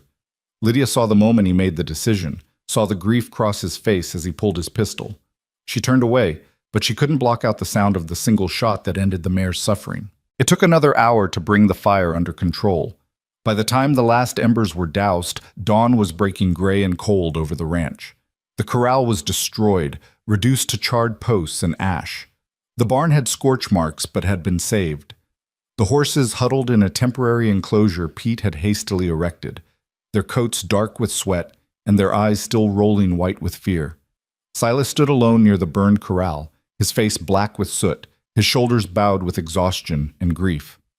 Lydia approached slowly, her own hands blistered from the pump handle, her dress ruined with smoke and ash. "Silas," she said softly. He didn't turn. "Daisy was my mother's horse. Raised her from a foal." His voice was rough, scraped raw. "She was 16 years old. Should have had another 10 years easy." Lydia moved to stand beside him, their shoulders touching. "I'm so sorry." "This is my fault." The words came out flat, dead. "I should have posted guards closer to the buildings. Should have anticipated this. Should have—" "Stop." She grabbed his arm, forcing him to face her. "This is not your fault. This is the fault of the man who set the fire. Marcus Vane did this. Not you." "I saw him," Silas said, and his eyes were terrible in the dawn light. "When I was in the corral, I saw him watching from the ridge, just sitting there, smoking a cigar while my mother's horse burned." The rage in his voice frightened her, not because she feared him, but because she recognized how close he was to doing something that couldn't be undone. "Then we go to the sheriff. We tell him what we saw. Tom Bridger won't do anything." Silas pulled away from her. "He's in Elizabeth's family pocket, and they're in Vane's. We file a complaint, and it disappears. Meanwhile, Vane comes back and burns something else. The barn next time. Maybe the house." He looked at her, his face stark. "Maybe he stops going after property and starts going after people." The implication sent ice through her veins. "What are you saying?" "I'm saying maybe it's time to fight fire with fire." He started walking toward the house. "We've been playing defense. Maybe it's time to go on offense." Mrs. Adler was in the kitchen, already preparing food for the exhausted men. She took one look at Silas's face and said, "Don't do anything stupid, boy." "Define stupid," Silas said, pouring himself coffee with hands that shook slightly from exhaustion and fury. "Riding into town with a gun and making accusations you can't prove." Mrs. Adler set a plate of bread and bacon in front of him. "Getting yourself arrested or killed, leaving your wife a widow before you've even properly made her your wife." The blunt words hung in the air. Silas slumped into a chair, suddenly looking every one of his 36 years and more. "Then what do you suggest? We just wait for him to burn us out completely?" "I suggest we think smart instead of angry," Mrs. Adler poured coffee for everyone. "Vane's got money and connections, but he's not invincible. Men like him make enemies. We just need to find the right ones." Pete and Jackson came in then, both gray with smoke and exhaustion. Jackson accepted coffee gratefully and said, "Found something you should see." He laid out several items on the table, a flask with initials engraved on it, a glove of fine leather, and most damning, a matchbox from the Excelsior Hotel in Cheyenne. "Found these near where the fire started. Someone was careless." Silas picked up the flask, studying the initials. "MV, that fool actually dropped evidence." "Or wants us to find it," Lydia said slowly. "What if this is another trap? You go into town accusing him with this evidence, and suddenly he's got witnesses saying he was nowhere near here tonight. You look like a fool or a liar, and he looks like a victim." Everyone stared at her. Silas set down the flask carefully. "Go on. Think about it. He's been so careful up until now. Cut fences with no witnesses. The barn vandalism while we were conveniently in town. Nothing we could prove." She gestured at the evidence. "Why get sloppy now? Unless he wants to draw you out, make you do something reckless." Mrs. Adler nodded slowly. "Girl's got a point. Vane's a snake, but he's not a stupid one." Silas rubbed his face, leaving streaks in the soot. "So what do we do?" "We keep the evidence," Lydia said, "but we don't confront him, not yet. First we find out everything we can about Marcus Vane, where his money comes from, who he's crossed, what secrets he's hiding." She looked at each of them in turn. "Everyone has secrets. We just need to find his." Jackson leaned back, a slow smile crossing his weathered face. "I might know someone who could help with that. Old army buddy who works for a land surveyor in Cheyenne. Sees a lot of business deals, hears a lot of talk." "Contact him," Silas said. "Carefully. I don't want Vane knowing we're digging." They spent the rest of the morning cleaning up, tending to the horses, and assessing the damage. The corral would need to be completely rebuilt. Several saddles and bridles had been destroyed. The cost would set them back months, maybe longer. But they were alive, and the house and barn were intact. It could have been so much worse. That afternoon, Lydia found Silas behind the barn, using a shovel to dig a grave for the mare. He'd wrapped her in canvas, a gesture of respect for an animal that had served his family faithfully. She picked up a second shovel without asking and began to help. They worked in silence, the physical labor a kind of meditation. When the grave was deep enough, they gently lowered the mare into it and began filling it back in. With each shovelful of earth, Lydia felt Silas's grief settling, hardening into something colder and more determined. When it was done, Silas stood over the mound for a long moment. My mother used to say that everything happens for a reason, that God has a plan. He shook his head slowly. I stopped believing that somewhere in Tennessee, watching boys younger than me die in the mud for nothing. But she never lost her faith, even when my father died, even when my brother fell. He looked at Lydia. What do you believe? Lydia thought about her own life, about the birthmark that had shaped every moment of her existence, about the desperate choice that had brought her here. I believe we make our own reasons, our own purpose. God might set the stage, but we choose what role to play. And what role are you choosing? She met his eyes steadily. The one where I stand beside you, where I fight for what's mine, where I don't let men like Marcus Vane win. Something fierce and proud blazed in Silas's expression. He reached out and cupped her face with his dirt-stained hand, his thumb brushing across her birthmark in what had become an achingly familiar gesture. You're extraordinary, you know that? I'm practical, she corrected, but her voice was soft. You're both. He leaned down slowly, giving her time to pull away, but she didn't. His lips met hers, gentle at first, then deeper as she responded. The kiss tasted of smoke and grief and determination, of two people finding each other in the ruins and choosing to rebuild together. When they finally pulled apart, both were breathing hard. Silas rested his forehead against hers. I'm falling in love with you, he said quietly. Been trying not to, seemed too fast, too soon, but I can't help it. Lydia's eyes burned with sudden tears. I'm already there. Have been for weeks. He kissed her again, and this time there was nothing gentle about it. It was fierce and claiming, a physical promise that matched the words they'd just spoken. When they broke apart, both were flushed and unsteady. We should probably head back, Silas said, though he made no move to release her. Probably, Lydia agreed, but she was smiling. They walked back to the house hand in hand, and if the ranch hands noticed the change between them, they were too tactful to comment. But Mrs. Adler took one look at their faces and snorted. About time, was all she said, but her eyes were approving. 3 days later, Jackson returned from Cheyenne with information. They gathered in the house after dark, curtains drawn, speaking in low voices like conspirators. My friend pulled county records, Jackson reported, spreading papers on the table. Marcus Vane's been buying up property all over the territory for the past 5 years. But here's the interesting part. He doesn't keep them.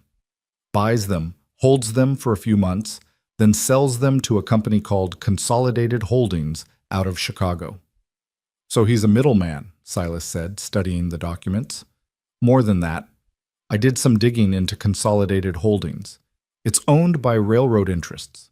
They're planning to extend the line through this valley in the next 2 years. The implications hit everyone simultaneously. Lydia spoke first. He's buying up land along the proposed route, getting it cheap from desperate owners, then selling it to the railroad at massive profit. And the key to the whole valley is, Pete trailed off, looking at Silas. Water rights, Silas finished grimly. My property controls access to Clearwater Creek. Any railroad coming through here needs reliable water for the steam engines, for the towns they'll build. He stood, pacing. That's why he's so determined. I'm not just another acquisition. I'm the linchpin to his entire operation. There's more, Jackson said. The railroad deal is contingent on securing water rights by January 1st. If they can't guarantee water access, they'll route the line through the northern pass instead. which means all that land Vane bought becomes worthless prairie. How long until January 1st? Lydia asked, though she dreaded the answer. 6 weeks. The silence was heavy. 6 weeks. That was how long Marcus Vane had to break them, to force Silas to sell, or to find another way to get what he needed. 6 weeks until the pressure would become unbearable. So we just need to hold out for 6 weeks, Mrs. Adler said. Then his deadline passes, the railroad goes north, and Vane loses everything he's invested. 6 weeks is a long time, Pete said quietly. Lot can happen. Lot can go wrong. Silas looked at each of them, his loyal hands, his stalwart housekeeper, his brave wife. I won't blame any of you for leaving. This is going to get worse. Vane's got 6 weeks and everything to lose. Desperate men do desperate things. Already told you, Pete said. We're staying. Same, Jackson agreed. The other two hands nodded. Mrs. Adler just snorted. Boy, I survived cholera, poverty, and 30 years of Wyoming winters. I'm not about to let some snake in a fancy suit run me off. Lydia said nothing, just took Silas's hand and squeezed it. Her presence was answer enough. Silas's voice was rough when he spoke. Then we fortify.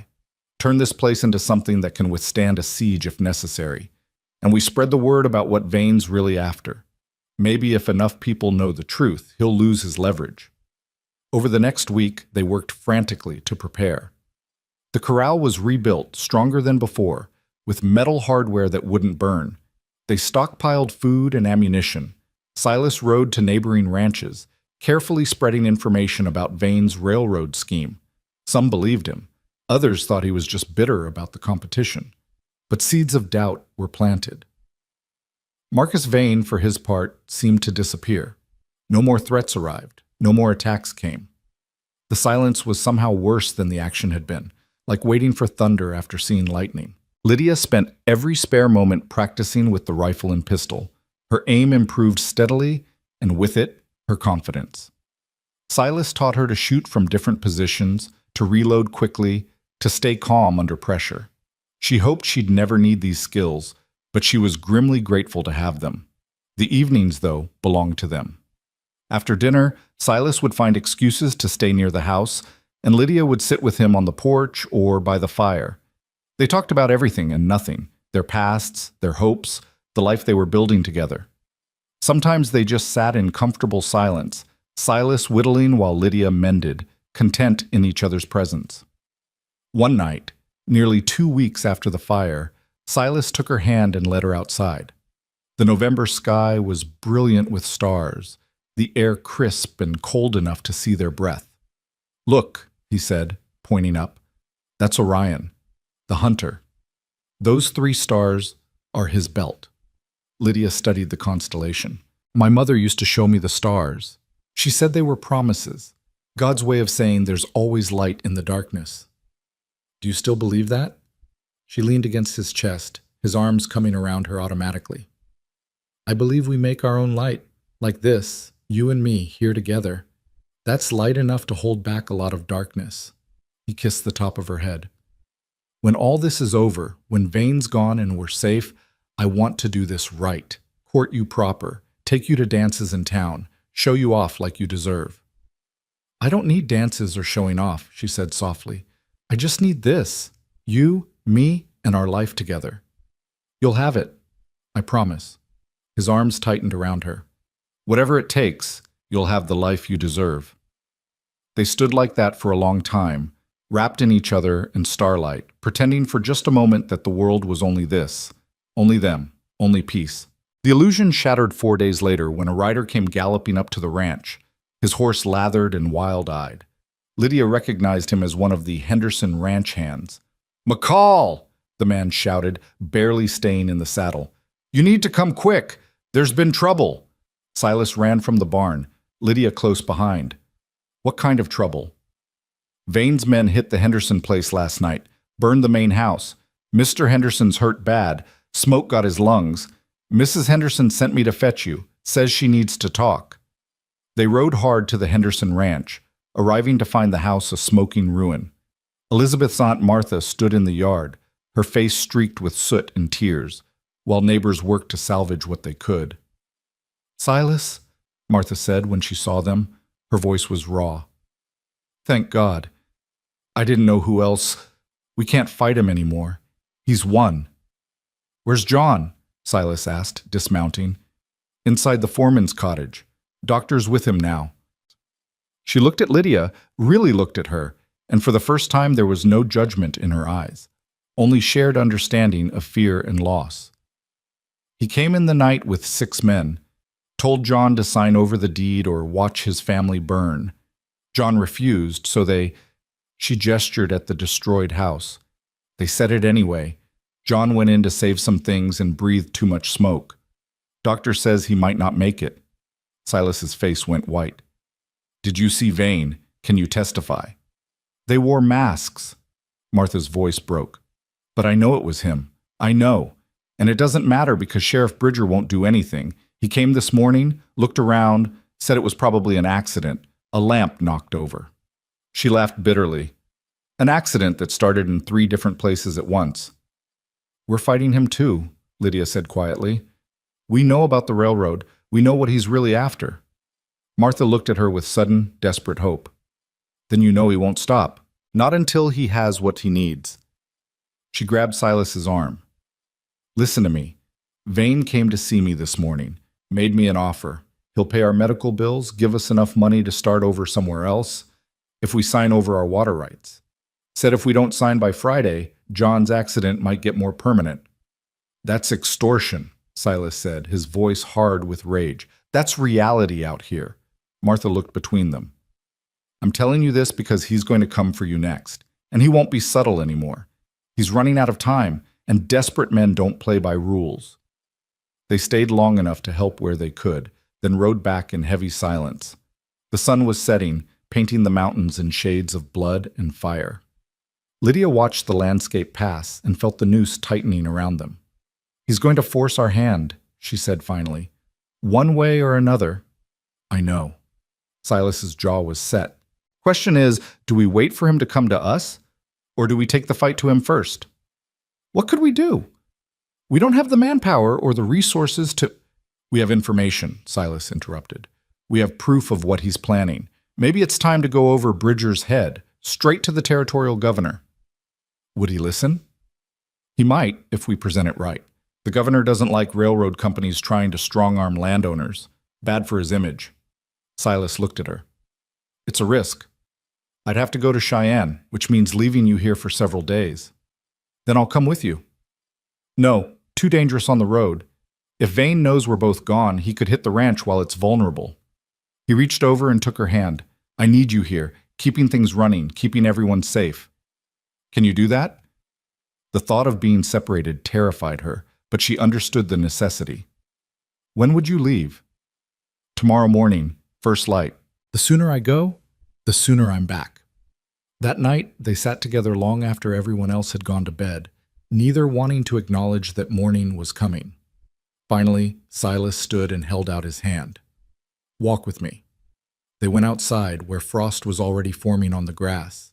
The air was so cold it hurt to breathe, and their footsteps crunched loud in the silence. Silas led her to the rebuilt corral, where the horses dozed peacefully. I need to tell you something, he said quietly. In case anything happens, nothing's going to happen, Lydia interrupted fiercely.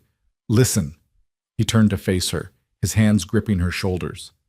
If something does happen, if I don't come back, the ranch is yours. Everything. I made sure of it with Judge Whitmore last week. You're my wife, my heir. This place is as much yours as it is mine. Silas, don't... Let me finish. His voice was gentle but firm. You're the strongest person I've ever met. Stronger than you know. If the worst happens, I need you to promise me you'll keep fighting, keep this place running, don't let Vane win. Tears froze on Lydia's cheeks. I can't do this without you. Yes, you can. You crossed a continent alone. You faced down prejudice and threats and a burning corral without flinching. You can do anything. He pulled her close, his arms wrapping around her tightly. But I'm planning on coming back. Planning on spending the next 50 years with you, building this ranch, raising a family if we're blessed with one, growing old together. He kissed her, deep and desperate. That's the plan. The only plan. They made love that night for the first time, in the room that had been his mother's and was now theirs, with starlight streaming through the window and the whole uncertain future stretching before them. It was tender and fierce and sealing, a physical manifestation of the promises they'd been making with words and actions for months. Afterward, they lay tangled together, neither wanting to sleep and waste what time they had left. "I love you," Lydia whispered into the darkness, "more than I knew I could love anyone." "I love you too." His hand stroked her hair, gentle and repetitive. "And I'm coming back to you. That's a promise." Dawn came too soon. Silas dressed in his best clothes, strapped his rifle to his saddle, and kissed Lydia one more time before mounting up. Pete and Jackson would accompany him as far as the territory line, then turn back to help guard the ranch. "Be safe," Lydia said, her hand gripping his stirrup like she could hold him there through will alone.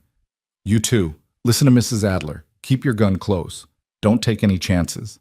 He leaned down and cupped her face. "I'll be back in 4 days. 5 at most."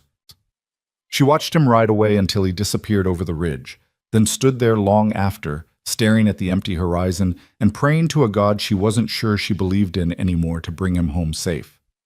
The next 3 days crawled by in agonizing slowness. Lydia threw herself into work, keeping busy to avoid thinking about all the things that could go wrong. She helped Mrs. Adler preserve the last vegetables from the garden. She practiced shooting until her shoulder ached. She checked the fences and counted the cattle and did everything possible to prove to herself that she could manage without Silas if necessary. But the nights were hard. She lay alone in their bed, breathing in the faint scent of him that still clung to the pillow, and counted the hours until his return. On the 4th day, a storm rolled in, early winter showing its teeth. Snow began to fall in the afternoon, thick and fast, accumulating rapidly.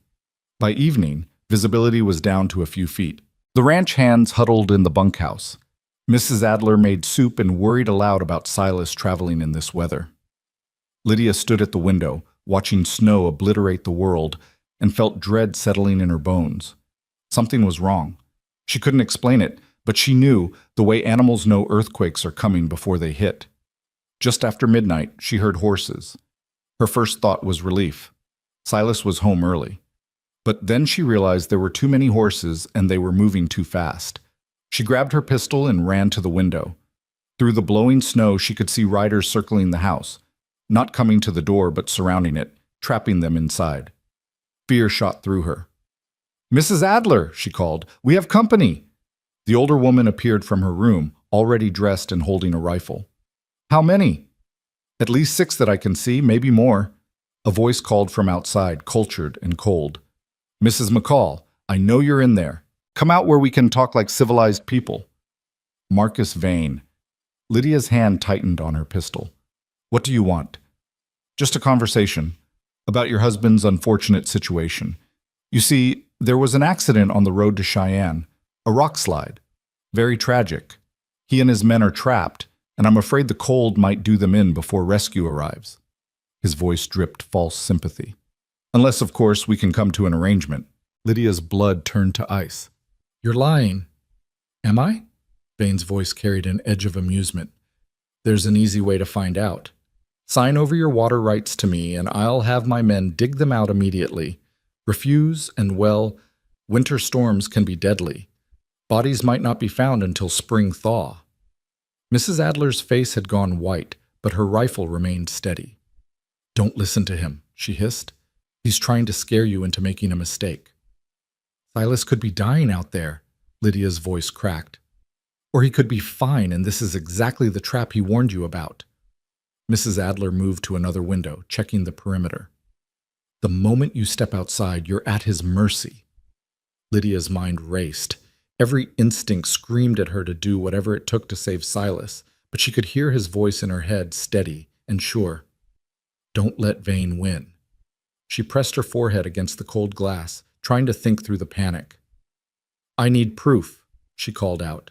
"Proof that my husband is actually in danger." There was a pause, then the sound of something hitting the porch. "Check your doorstep, Mrs. McCall, but do it carefully. My men have itchy trigger fingers in this weather." Mrs. Adler positioned herself by the door, rifle aimed, while Lydia cracked it open just wide enough to see. There, on the wooden planks, was Silas's hat, the one he'd been wearing when he left. It was torn and stained with what looked like blood. Her knees nearly buckled. "No," she whispered. "Now, do we have your attention?" Vane's voice was closer now, just beyond the porch. "Your husband is currently freezing to death in a ravine 20 miles north of here. Sign the papers, and I'll take you to him personally. You can even bring your housekeeper as insurance that I'll keep my word. And if I refuse, then I'll be back in the spring to make you a very generous offer on this property. As a widow, you'll find ranch life quite difficult. I'm sure you'll be eager to return to civilization." The threat was clear and cold. Lydia looked at Mrs. Adler, whose expression was torn between fury and fear.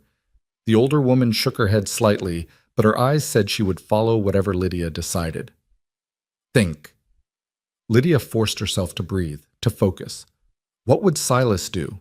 He'd look for the weakness in Vane's plan, the flaw in his logic, and suddenly she saw it. If Silas was really trapped and Vane knew exactly where, why hadn't he just left them to die? Why negotiate at all? Because he needs me to sign willingly. Because whatever happened, Silas is still alive enough to cause problems if the transfer isn't legal. "How do I know you'll keep your word?" she called out. "How do I know this isn't just a trick to get me outside?" "You don't." Vane sounded almost pleased. "But what choice do you have? Sit inside and hope I'm lying while your husband freezes? Or take a chance that I'm telling the truth? And you can save him?" A pause. "You have 5 minutes to decide. After that, we ride out. And whatever happens to Mr. McCall is on your conscience." Mrs. Adler grabbed Lydia's arm. "There's another way," she whispered urgently. "The root cellar has a tunnel, leads out to the barn, built it during the Indian troubles years back. You could slip out, get to the horses, and go where? Into a blizzard?" Lydia shook her head. "Even if I made it past them, I don't know where Silas is. I could search for days and freeze to death myself. Better than handing everything to that snake." "Not if Silas is really out there dying." Lydia made her decision with a clarity that surprised her. "I'm going with him, but I'm not signing anything until I see my husband alive." "That's suicide." "That's the only play we have." Lydia checked her pistol, making sure it was loaded. "If I'm wrong, if this is a trap, then you get word to the territorial governor, Jackson's friend in Cheyenne. He has all the evidence. Make sure Vane doesn't get away with this." Mrs. Adler's eyes were bright with unshed tears. "That boy's going to have my hide if I let you do this. Then we better make sure we both survive so he can yell at us together." Lydia managed a shaky smile. "Besides, I learned from the best. I'm stronger than I look." She moved to the door before she could lose her nerve. "Mr. Vane, I'll come with you, but I'm not signing anything until I see my husband with my own eyes and know he's alive. Take it or leave it." There was a long pause. Then, "Acceptable. But the housekeeper stays here. Insurance that you won't try anything foolish." "No." Mrs. Adler moved forward. "I'm not letting her go alone with those vultures." "It's all right," Lydia said quietly, squeezing the older woman's hand. "I'll be back. We both will." She raised her voice. "I'm coming out. Don't shoot." She opened the door slowly, her pistol deliberately holstered to show she wasn't looking for a fight. The cold hit her like a physical blow, snow driving into her face and stealing her breath. Through the white chaos, she could see Vane sitting his horse calmly, a heavy coat making him look even more imposing. 5 other men surrounded him, all armed, all watching her with the dead eyes of men who'd done violence before and would do it again without hesitation. Vane dismounted and walked up the porch steps with the confidence of a man who'd already won. Up close, he was handsome in a cold, reptilian way, fine features arranged into an expression of perpetual calculation. "Mrs. McCall, so glad you're being reasonable." He held out a folded paper. "The deed transfer, all ready for your signature. We'll fill in the date after you've seen your husband." Lydia took the paper but didn't look at it. "Where is he?" "North Ravine, like I said. About 2 hours' ride in good weather. In this?" He glanced at the storm. "Could be 4. We should leave now if we want to reach him before hypothermia does its work." "How do I know you're not just taking me out there to kill me?" Vane smiled, and it was the most frightening expression Lydia had ever seen, utterly devoid of warmth or humanity. Because you're worth more to me alive and signing papers than dead and making me wait for probate. I'm a businessman, Mrs. McCall, not a murderer. Murder is messy, legally complicated, and bad for profit margins. He gestured to a horse. Shall we? Lydia looked back at Mrs. Adler, standing in the doorway with her rifle and her fierce loyalty. She committed the image to memory, just in case, then nodded. One of Vane's men helped her mount, and she noticed his hands lingered a moment too long. She jerked away, and Vane barked out a sharp command. Keep your hands to yourself, Garrett. The lady is under my protection until business is concluded. The man fell back with a grunt, but his eyes promised retribution later if he got the chance. Lydia kept her expression neutral and gathered the reins, her mind already working on how to escape if this went wrong. They rode into the storm, Vane keeping close to her side while his men formed a loose perimeter. The snow was blinding, the wind screaming, and within minutes Lydia had lost all sense of direction. She was completely at their mercy, and they knew it. Tell me, Mrs. McCall, Vane said conversationally, as if they were riding through a park instead of a blizzard. What's it like being married to a stubborn fool? McCall could have sold to me months ago, taken a fair price, started over somewhere less contentious. Instead, he chose principle over pragmatism. And now look where that's gotten him. My husband is a man of integrity, Lydia said through numb lips. Something you wouldn't understand. Integrity. Vane tasted the word like spoiled wine. Integrity doesn't put food on the table or keep roofs from leaking. Integrity is a luxury for people who can afford it. Out here, it's a death sentence. Better to die with integrity than live as a coward. Vane laughed, genuinely amused. Oh, I see why he married you. You're as foolishly idealistic as he is. What a pair you make. Two stubborn children playing at ranching while the real world crushes you. Lydia didn't respond. She needed to conserve her energy, stay alert for any opportunity, but the cold was insidious, creeping into her bones despite her heavy coat. Her fingers were going numb inside her gloves, her face aching from the wind. How much worse must it be for Silas, if he was really out here injured and exposed? They rode for what felt like hours, but might have been less. Time became elastic in the whiteout, measured only by the increasing agony of cold and the growing fear that this would end badly. Finally, Vane held up a hand and the group stopped. Just over this ridge, he announced. Your husband awaits, Mrs. McCall. I do hope he's still breathing. They crested the rise, and Lydia's heart lurched. Below, barely visible through the snow, was a ravine with steep, rocky sides. And at the bottom, she could see shapes. Horses, men, the remains of what looked like a deliberate rock slide. Silas! She screamed his name, trying to urge her horse forward, but Vane grabbed her reins.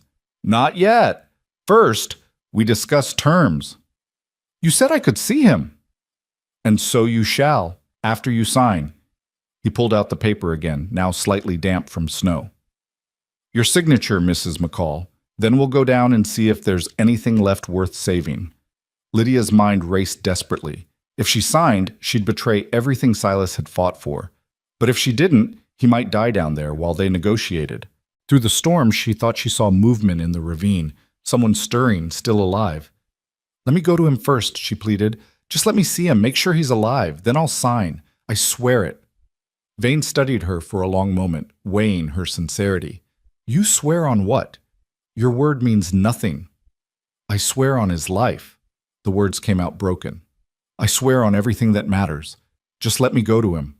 Something in her desperation must have convinced him. Or perhaps he simply calculated that a woman who'd just watched her husband die would be even more compliant. Very well. But Garrett goes with you. Try anything stupid, and I'll have my men finish the job. Rock slide the rest of the ravine and bury everyone in it. Lydia nodded frantically. Garrett dismounted and grabbed her arm roughly, half dragging her down the steep slope. The rocks were slick with ice, and twice she fell, scraping her hands raw. But she barely felt it. All her focus was on the figures below, on finding Silas alive.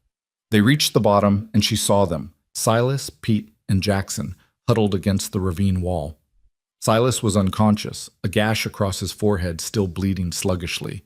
Pete was awake but clearly injured, holding his left arm at an odd angle.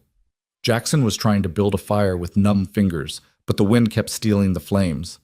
Silas! Lydia tore free from Garrett and threw herself down beside her husband. His skin was gray pale, his lips blue, but when she pressed her fingers to his throat, she felt a pulse, weak but present. "Oh God, Silas, wake up! Please wake up!" His eyes fluttered open, unfocused and glassy. "Lydia?" His voice was barely a whisper. "No. Shouldn't be here. Trap. I know it's a trap, but I couldn't leave you."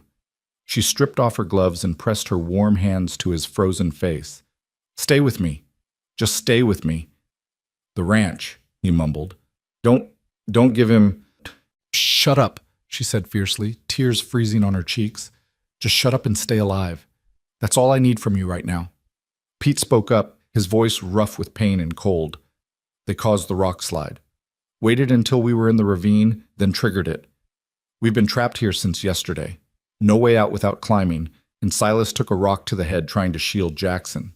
Garrett loomed over them, his hand on his pistol. Touching reunion. Now get up. Boss wants his signature." Lydia looked at Silas's gray face, at his trembling body trying desperately to generate warmth it didn't have. She looked at Pete and Jackson, both suffering, both depending on her to make the right choice. And she made it. "Tell Mr. Vane I need something to write with, and I need a fire started so my husband doesn't die before I finish signing." Garrett hesitated, then called up to the ridge. A brief negotiation followed, and one of the men rode down with a pencil and paper, along with materials for a fire. Lydia worked quickly, building a fire with Jackson's help, using techniques Silas had taught her. When the flames finally caught and held, she positioned Silas as close to the warmth as possible, wrapping him in her coat. "What are you doing?" Pete asked quietly. "You can't really be signing." "Watch me." She took the paper and pencil, her hands shaking, from cold, from fear, from the enormity of what she was about to do. She read through the deed transfer carefully, noting every clause, every word. Then she signed it. But she didn't sign Lydia McCall. She signed Catherine Hartley. It was a tiny act of defiance, a technicality that might mean nothing or might mean everything. The signature was clear and confident, and in the poor light and blowing snow, none of Vane's men looked closely enough to recognize it wasn't her legal name. "Here." She handed the paper to Garrett. "Now get us out of here." Garrett took the paper and scrambled back up the slope. Lydia heard voices above. Vane's triumphant laugh, then orders being shouted. Ropes were thrown down, and slowly, painfully, they began hauling the trapped men up. Silas regained consciousness during the climb, his hands gripping the rope with desperate strength. At the top, he collapsed into the snow, and Lydia fell beside him, checking his pupils, his pulse, his breathing. Concussion, definitely, but he was alive. They were all alive. Vane sat his horse, examining the signed paper with satisfaction. "Well done, Mrs. McCall. You've made the smart choice." He folded the paper carefully and tucked it inside his coat. "Garrett, help them onto horses. We'll drop them at the ranch and be done with this unpleasant business." But as they were being loaded onto horses, Lydia saw Jackson make eye contact with Pete, then deliberately stumble and fall against one of Vane's men. The man cursed and shoved him back, and in the chaos of snow and darkness, something passed from Jackson's hand to Pete's. The ride back to the ranch was agony. Silas drifted in and out of consciousness, slumped forward in the saddle while Lydia rode beside him, one hand on his back to keep him from falling. The storm had intensified, wind shrieking like something alive and furious, snow driving horizontally into their faces. When they finally reached the ranch, Mrs. Adler came running out, her face etched with relief and terror. She helped Lydia get Silas inside while Vane's men kept watch, making sure no one tried anything heroic. "Check his head wound," Lydia ordered, suddenly all business. "I need hot water, blankets, and whiskey. Pete's arm is broken, needs splinting. Jackson, can you walk?" "I'll manage," Jackson said through chattering teeth. Mrs. Adler worked with efficient speed, boiling water and gathering supplies. Lydia stripped Silas's wet clothes and wrapped him in every blanket they had, piling them over him until only his face showed. His skin was still dangerously pale, but his shivering had started again, a good sign. The body that could shiver was a body still fighting. Vane appeared in the doorway, watching the medical efforts with detached interest. How touching. All this fuss over a man who just lost everything he worked for. He held up the signed paper. This deed will be filed first thing Monday morning. You have until then to gather your personal belongings. After that, this property belongs to Consolidated Holdings, and you're all trespassing. Monday's 3 days away, Lydia said, without looking up from Silas's wound. Storm like this, you won't make it back to town tonight. We'll manage. But Vane was looking out at the blizzard with less confidence than his words suggested. The snow had become a solid white wall, visibility less than a foot. His horses were already ice-crusted and stumbling. Mrs. Adler straightened from splinting Pete's arm. You'll die in that, she said bluntly. Might be fine with killing others, but I doubt you're eager to freeze to death yourself. Vane's jaw tightened. Are you offering hospitality? I'm offering a barn and some blankets. You can sleep with the animals, where you belong. Come morning, if the storm breaks, you leave. Until then, we have a truce. Mrs. Adler's tone made it clear this wasn't negotiable. Your men touch anything, hurt anyone, or cause trouble, and I'll shoot you myself. Consequences be damned. For a moment, Vane looked ready to refuse. Then another gust of wind rattled the windows and practicality won over pride. Agreed, but someone stays awake to make sure you don't try anything foolish. Same here, Jackson said, his hand resting casually near his pistol. They settled into a hostile standoff. Vane's men in the barn under Jackson's watchful eye, everyone else in the house pretending to sleep while actually waiting for the next disaster. Lydia sat beside Silas, bathing his face with cool water, checking his breathing, willing him to wake up properly. Around midnight, his eyes finally opened with something like clarity. Lydia, he rasped, I'm here. She helped him sip water. Don't try to talk. You've got a concussion. The deed. You didn't. I signed it. She watched his face crumble with despair and rushed on. But not with my legal name. I signed Catherine Hartley. It took a moment for comprehension to dawn. Then, despite his pain, despite everything, Silas almost smiled. Catherine Hartley's signature on Lydia McCall's deed transfer. Worthless. Legally meaningless. Lydia gripped his hand. But Vane doesn't know that yet. And by the time he files it and discovers the problem, you'll be recovered enough to get to the territorial governor first. Risky, Pete said from across the room. When Vane figures it out, he'll come back angrier than ever. Let him try. Mrs. Adler was cleaning rifles with methodical precision. We'll be ready this time. Silas struggled to sit up, and Lydia helped him, propping pillows behind his back. What happened out there? How did he trap you? Planned ambush, Jackson spoke from his position by the window. They waited until we were in the narrowest part of the ravine, then triggered a prepared rock slide. Must have spent days setting it up. We never had a chance. Pete got me out from under the rocks, Silas said, his voice strengthening. Took a hit doing it, broke his arm. Worth it, Pete said simply. Can't let the best boss I ever had die in a ravine. The quiet loyalty in the words made Lydia's throat tight. These men weren't just employees, they were family, bound together by shared struggle and mutual respect. Thank you, she said to all of them. Thank you for keeping him alive. The storm blew itself out sometime before dawn. Lydia dozed fitfully in the chair beside Silas's bed, waking every few minutes to check his breathing. When gray light finally seeped through the windows, she heard movement in the barn. Vane's men preparing to leave. She met them in the yard, her pistol clearly visible on her hip. Vane looked haggard, his expensive clothes rumpled and covered in hay, but his eyes still held that cold calculation. A pleasure doing business with you, Mrs. McCall. He patted his coat where the deed was secured. I'll be seeing you Monday when the sheriff comes to enforce the eviction. You do that. Lydia kept her voice level, betraying nothing. I'm sure it will be very enlightening for everyone involved. Something in her tone made him pause, eyes narrowing with suspicion. But then he shook his head, dismissing whatever concern had flickered through his mind. Enjoy your last few days here. I hear winters are harsh for people without shelter. They rode out, and Lydia stood watching until they disappeared over the ridge. Then her knees gave out, and she sat hard in the snow, shaking with delayed reaction. Mrs. Adler appeared beside her, helping her up with strong, capable hands. Come inside before you freeze. That man isn't worth catching your death over. Inside, Silas was awake and trying to get out of bed. Lydia rushed to stop him. What are you doing? You need to rest. No time. He swayed but stayed upright through sheer will. We have 3 days to get to Cheyenne, file a complaint with the governor, and expose Vane's entire operation. Can't do that lying in bed. You can barely stand. Then help me. He gripped her shoulders, his eyes burning with fierce determination. This is our one chance, Lydia. The moment Vane tries to file that deed, we need to be there with the real evidence, the railroad documents, everything. We need to bury him before he figures out what you did. She wanted to argue, to force him back to bed, to protect him from his own stubborn courage. But she saw the same fire in his eyes that had made him stand between her and Marcus Vane that first day, that had made him choose her over easier options, that had made him fight for their home against impossible odds. All right, she said finally, but I'm coming with you, and if you fall off your horse, I'm tying you to the saddle. Despite everything, he smiled.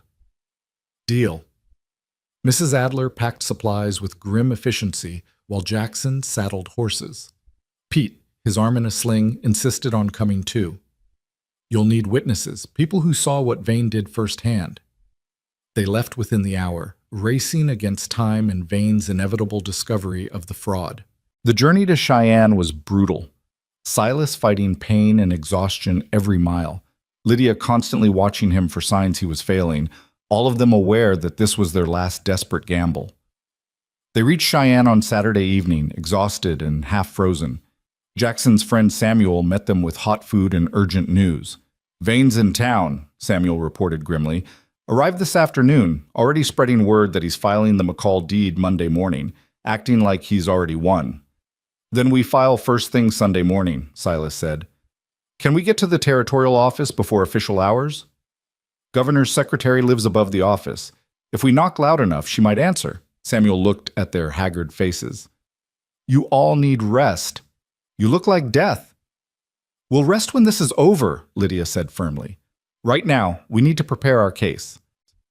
They worked through the night in Samuel's small office, organizing documents, preparing testimony, crafting a letter to the governor that laid out Vane's crimes in stark detail.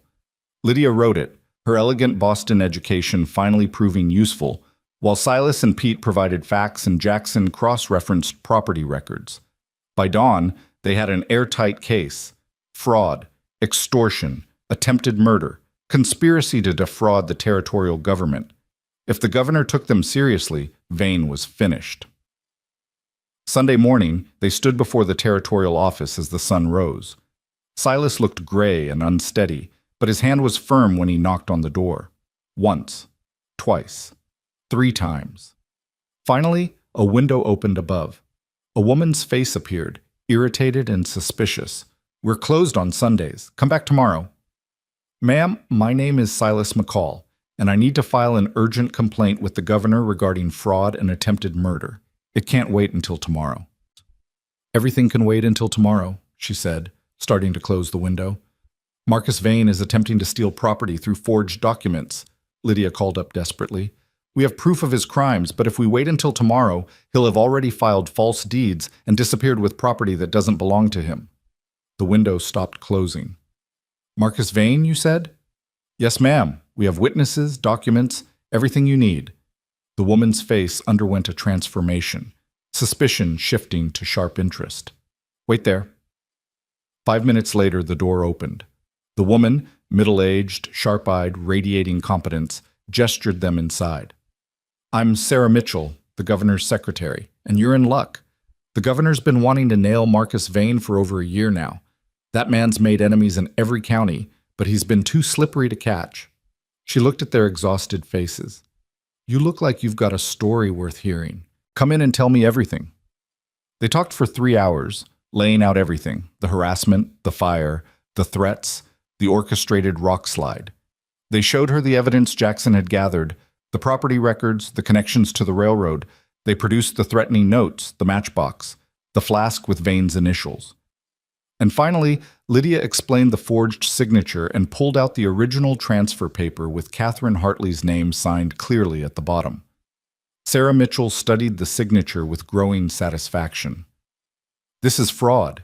Clear, provable fraud. And you say he's planning to file this tomorrow? First thing Monday morning, Silas confirmed. He thinks it's legitimate, thinks he's won. Then we'll be there to greet him. Sarah stood decisively. I'll have the territorial marshal waiting at the land office with arrest warrants. The governor will want to be present for this. He loves catching criminals in the act. She looked at them with something like admiration. You people are either very brave or very foolish. Maybe both. We're people who got tired of being pushed around, Lydia said quietly. That's all. Monday morning dawned clear and cold.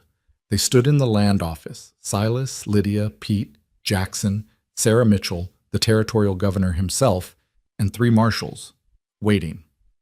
Marcus Vane arrived precisely at 9 o'clock, walking in with the confidence of a man who thought he had already won. He held the deed transfer carefully, a smile playing at his lips. The smile died when he saw the assembled crowd. Mr. Vane, Governor Harrison said pleasantly. How convenient. We were just discussing you. Governor, Vane recovered quickly, his expression smoothing into professional courtesy. I'm here to file a property transfer. Standard business.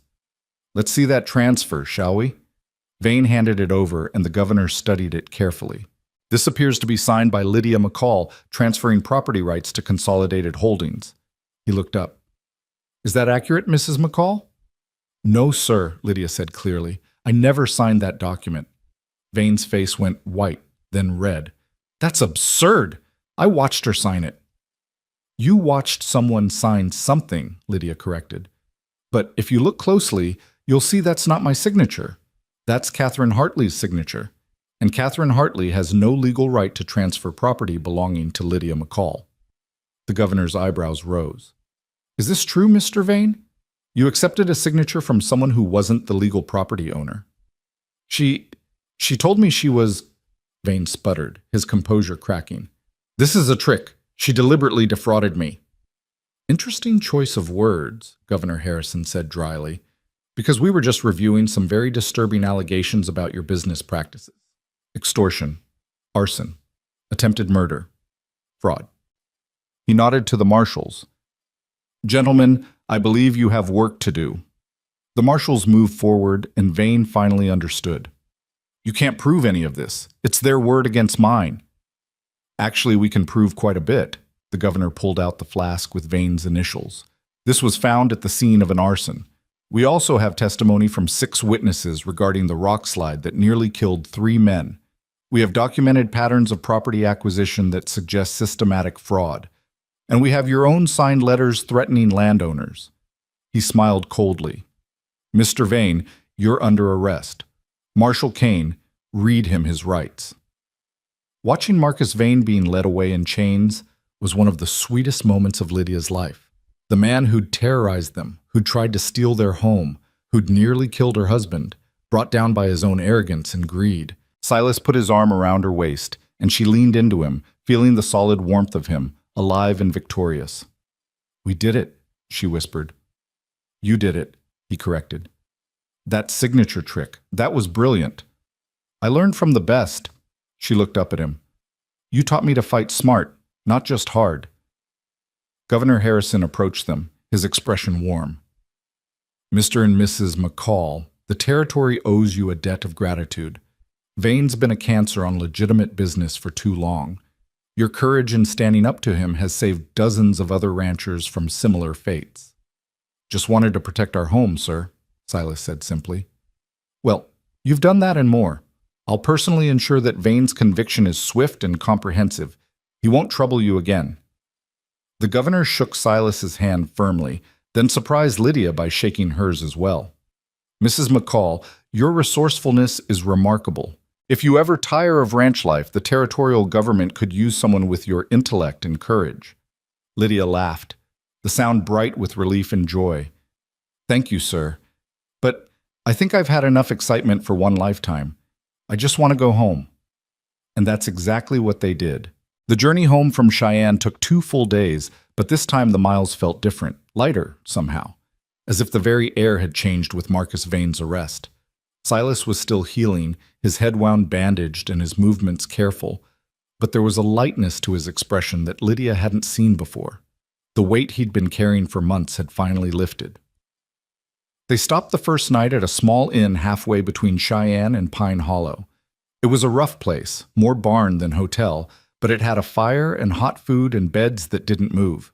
Pete and Jackson took one room while Silas and Lydia took another, and for the first time since their wedding, they had true privacy without the shadow of danger hanging over them. Lydia helped Silas out of his coat, her fingers gentle on his shoulders. The bruises from the rock slide were turning spectacular shades of purple and yellow, and she winced at each new discovery. "You should have been killed," she said quietly, unbuttoning his shirt to check the bandages on his ribs. "I know." He caught her hand, stilling them. "When those rocks started falling, I thought that was it. Thought I'd never see you again." His voice roughened. "All I could think about was you, how you'd manage alone, whether you'd be safe, whether you'd know how much I loved you." "I knew." She pressed her palm flat against his chest, feeling his heartbeat steady and strong beneath the bruises.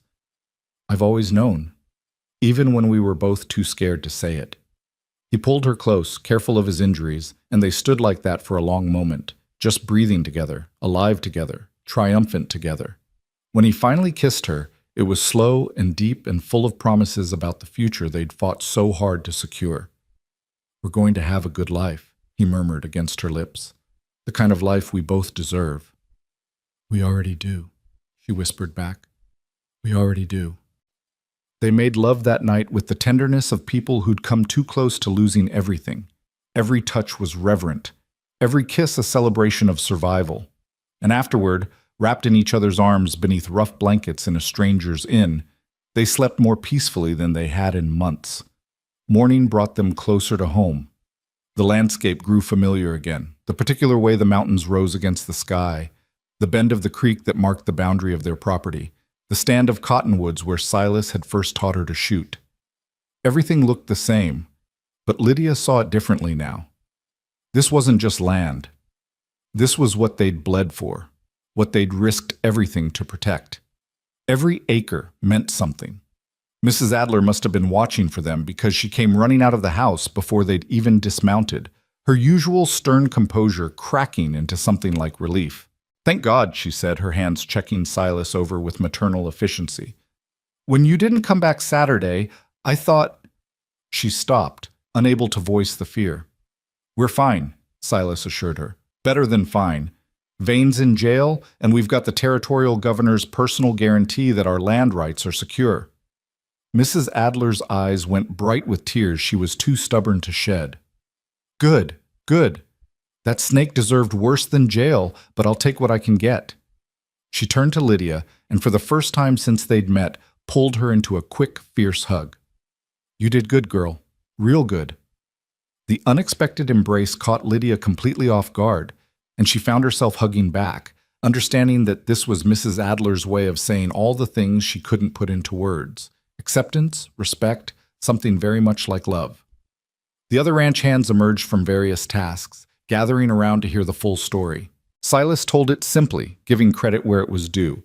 To Lydia's quick thinking with the signature, to Jackson's friend Samuel's help with evidence, to Pete's courage in the ravine. The men listened with satisfaction, and when the tale was done, old Pete raised his coffee cup in a toast. "To the McCalls," he said simply. "May they never have another year like this one." "I'll drink to that," Jackson agreed. And they all did, even Mrs. Adler, who normally frowned on drinking before noon. The winter that followed was indeed brutal, just as Silas had predicted. Snow came early and stayed late, piling in drifts that reached the eaves and turning the ranch into an isolated island in a sea of white. For weeks at a time, they couldn't reach Pine Hollow, couldn't see beyond their own property boundaries, couldn't do anything but hunker down and endure. But the isolation that might once have felt like imprisonment now felt like sanctuary. The house that had seemed cold and unwelcoming when Lydia first arrived became a warm cocoon of domestic comfort. She and Silas fell into routines that felt both mundane and precious. Morning coffee together before he went out to check on the animals, afternoons when she'd bring lunch to wherever he was working, evenings by the fire where they'd read aloud or just sit in comfortable silence. Mrs. Adler taught Lydia to cook properly during those long winter months, grudging lessons that gradually became something more like companionship. "You've got good instincts," the older woman said one afternoon, watching Lydia knead bread with competent hands. "Takes most city girls years to figure out that cooking's about feel as much as recipe. You picked it up in months. I had a good teacher, Lydia replied, and meant it. The older woman's mouth quirked in what might have been a smile. You're all right, Lydia McCall. Never thought I'd say that about any woman Silas brought home, but you're all right. It was the highest praise Mrs. Adler had ever given anyone, and Lydia treasured it accordingly. Silas's head wound healed slowly but completely. The scar it left was hidden by his hair, just another mark added to the collection he already carried.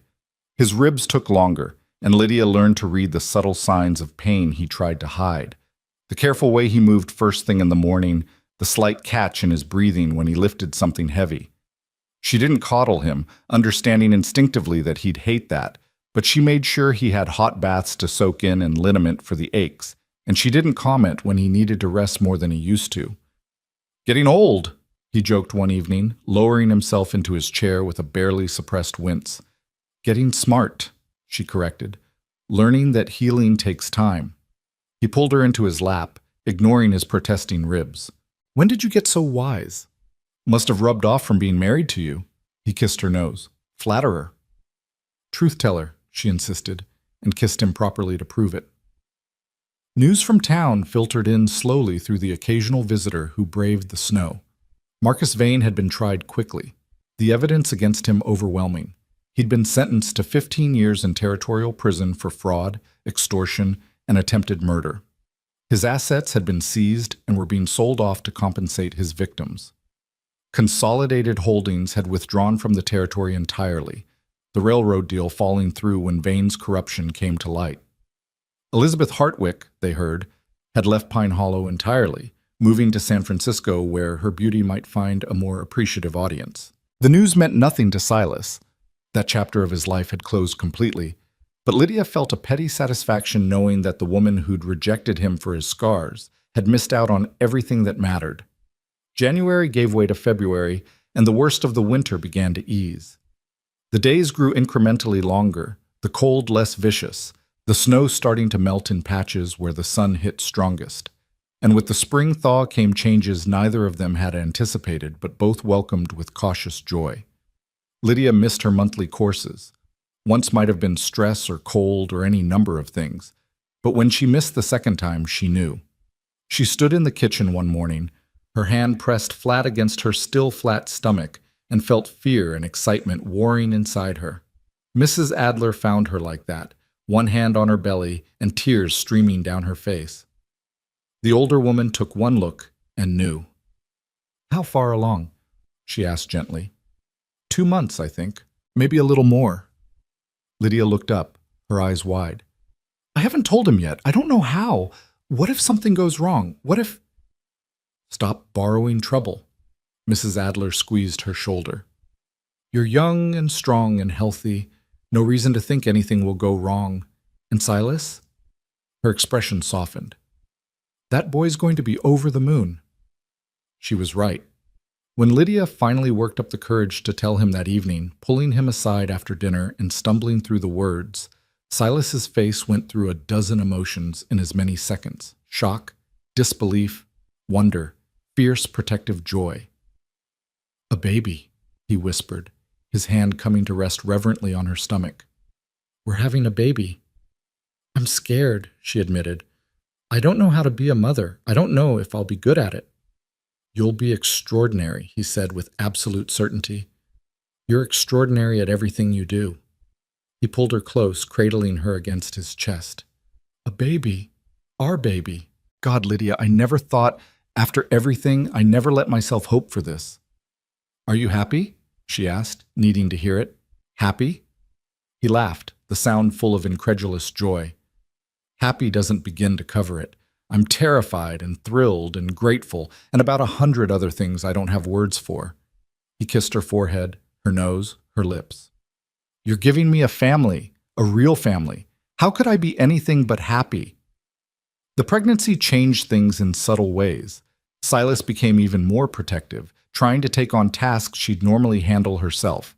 She had to remind him repeatedly that she was pregnant, not made of glass, and that women had been doing ranch work while carrying babies since ranches were invented. You're not most women, he argued. You're my wife, the mother of my child. I'm allowed to worry. You're allowed to worry reasonably, she corrected. Not hover like I'm going to shatter at any moment. They compromised. She kept working but let him handle the heaviest tasks, and he stopped acting like she might break if she lifted anything heavier than a teacup. It was a negotiation, like everything else in their marriage, built on respect and communication and the growing certainty that they were partners in every sense of the word. March brought the first real signs of spring. The snow retreated to shaded hollows, the creek swelled with runoff, and green began to show through the brown prairie grass. Silas and the hands threw themselves into spring work, repairing winter damage, checking on cattle that had weathered the season, preparing fields for planting. It was exhausting, endless labor, but there was satisfaction in it too, the knowledge that they were building something lasting. One afternoon in early April, a rider came from town, young Tim from the Mercantile, carrying a letter sealed with official-looking wax. Silas opened it while standing in the yard, Lydia reading over his shoulder. It was from Governor Harrison, brief and formal. The investigation into Marcus Vane's activities had uncovered evidence of crimes far beyond what they'd suspected. Fraud stretching back years, dozens of victimized landowners, connections to political corruption in multiple territories. Vane's sentence had been extended to 30 years, and he would likely never walk free again. The governor thanked them again for their courage in coming forward and enclosed a small reward from the territorial fund for citizens who helped expose corruption. The reward was enough to rebuild the burned corral twice over and have money left for improvements. Silas stared at the banknote for a long moment, then handed it to Lydia. "Your call," he said simply. "What should we do with it?" She thought about all the things they could use: new equipment, better stock, repairs to the house. But she also thought about the Henderson family, burned out and struggling, and about all the other ranchers Vane had hurt over the years. "Half to the Hendersons," she said. "They need it more than we do. The other half we use to start a fund, something to help ranchers who fall on hard times. Call it the Wyoming Ranchers Relief Fund or something official sounding." She looked at him. "We got lucky, Silas. We had good people helping us. Not everyone does. Maybe we can be that help for others." The expression on his face was everything: pride and love and admiration all mixed together. "Have I mentioned lately that you're extraordinary?" "Not in the last hour," she teased. He kissed her there in the yard, not caring that Tim was watching with teenage embarrassment, not caring about anything except the woman in his arms and the future they were building together. Word of the fund spread quickly through the county. Other ranchers, grateful for the help Silas and Lydia had provided in exposing Vane, contributed what they could. By summer, the fund had grown enough to actually make a difference, helping 2 families rebuild after fires and another who'd lost most of their herd to disease. Lydia administered it from their kitchen table, keeping careful records and making sure every dollar went where it was needed most. "You've become quite the businesswoman," Silas observed one evening, watching her work through correspondence with various ranchers. "Just doing what needs doing," she said, but she was pleased. It felt good to help, to use her education and organizational skills for something meaningful. She'd spent so many years in Boston feeling useless, a burden, someone whose only value was supposed to be in her appearance, and even there she'd been found lacking. Here she mattered. What she did mattered. Who she was mattered. Her pregnancy progressed without complications. By June, she was showing clearly, her dresses getting tighter until Mrs. Adler took pity on her and helped her sew new ones with extra room. The baby moved constantly, especially at night, and Silas would lie with his hand on her belly, feeling the kicks and tumbles with wonder. "Strong," he'd murmur. "Got your mother's spirit already." "Or your stubborn streak," Lydia would counter, but she loved these moments, the quiet intimacy of shared anticipation, of waiting together for the child who would make their family complete. Summer brought its own rhythms, long days of work interspersed with brief moments of rest. The ranch prospered in ways it hadn't in years. The cattle were healthy, the hay crop abundant, the horses breeding well. It was as if the land itself had decided to reward them for their perseverance. One evening in late July, Silas found Lydia sitting on the porch, watching the sunset paint the mountains gold and purple. She was 7 months along now, her belly round and prominent, and she moved with the careful deliberation of someone carrying precious cargo. Thinking deep thoughts? He asked, settling beside her. Thinking about the day I arrived, she said softly. How terrified I was. How certain I was that you'd take one look at me and send me right back. She touched her birthmark unconsciously, that old familiar gesture. I thought my mark made me unlovable, unwanted, a mistake. Silas covered her hand with his, pressing it gently against her cheek. You were never a mistake, never unwanted. Maybe we found each other in an unconventional way, but I believe we were always meant to find each other somehow. You don't believe in fate? She reminded him. He'd told her that once, months ago. I didn't, he agreed, but you made me reconsider. How else do you explain two people, both marked by life in different ways, both looking for something they couldn't name, finding each other across a continent and building something this good? He leaned over and kissed her birthmark gently, then moved to her lips. If that's not fate, I don't know what is. August brought heat that shimmered off the prairie and waves and made Lydia grateful for the deep shade of the porch. She was huge now, moving slowly, sleeping poorly, ready for the pregnancy to be done. Mrs. Adler had begun making preparations for the birth, gathering linens, sterilizing instruments, laying in supplies of the herbs and tinctures she swore by for helping labor along. Doc Peterson from town will come if we need him, Silas said one evening, his face showing the worry he tried to hide. I've already sent word that when your time comes, we'll ride for him. By the time he got here, the baby would probably already be born, Lydia said practically. Women have been doing this since the beginning of time, Silas. With Mrs. Adler here, I'll be fine. But his fear was palpable, and she understood it. His mother had died of fever 3 years ago, and though it hadn't been childbirth, the memory of losing her still haunted him. The thought of losing Lydia the same way was clearly eating at him. She took his face in her hands, making him look at her. I'm strong, I'm healthy, and I'm not going anywhere. You hear me? I fought too hard for this life to give it up now. Promise me, he said roughly. Promise me you'll fight. If something goes wrong, promise me you'll fight to stay with me. I promise, she whispered. We both promise. She guided his hand to her belly, where the baby was doing acrobatics. This little one's a fighter too, takes after both of us. The baby came on a Tuesday in early September, arriving with the same stubborn determination that had characterized everything else in their lives. Lydia's water broke just after dawn, and by the time Mrs. Adler got her settled in bed, the contractions were already strong and regular. Going to be quick, Mrs. Adler predicted. First babies usually take their time, but this one's in a hurry. She was right. 7 hours later, as afternoon sunlight slanted through the bedroom windows, Lydia bore down one final time and felt the baby slip free in a rush of relief and pain. The infant's first cry was loud and indignant, and Lydia started laughing and crying simultaneously. A girl, Mrs. Adler announced, cleaning the baby with efficient gentleness. Perfect little girl, with good lungs, and all her fingers and toes. She wrapped the infant in soft cloth and placed her in Lydia's arms. Say hello to your daughter. Lydia looked down at the tiny face, scrunched and red and absolutely beautiful, and felt her heart expand in ways she hadn't known were possible. The baby's eyes opened briefly, dark blue, unfocused, searching, and Lydia fell completely, irrevocably in love. Hello, sweetheart, she whispered. I'm your mama. Silas had been banished to the porch during the birth, pacing and worrying despite Mrs. Adler's orders to make himself useful elsewhere. Now he appeared in the doorway, his face pale with anxiety. Lydia? His voice cracked slightly. Is everything? Come meet your daughter, she said, smiling through happy tears.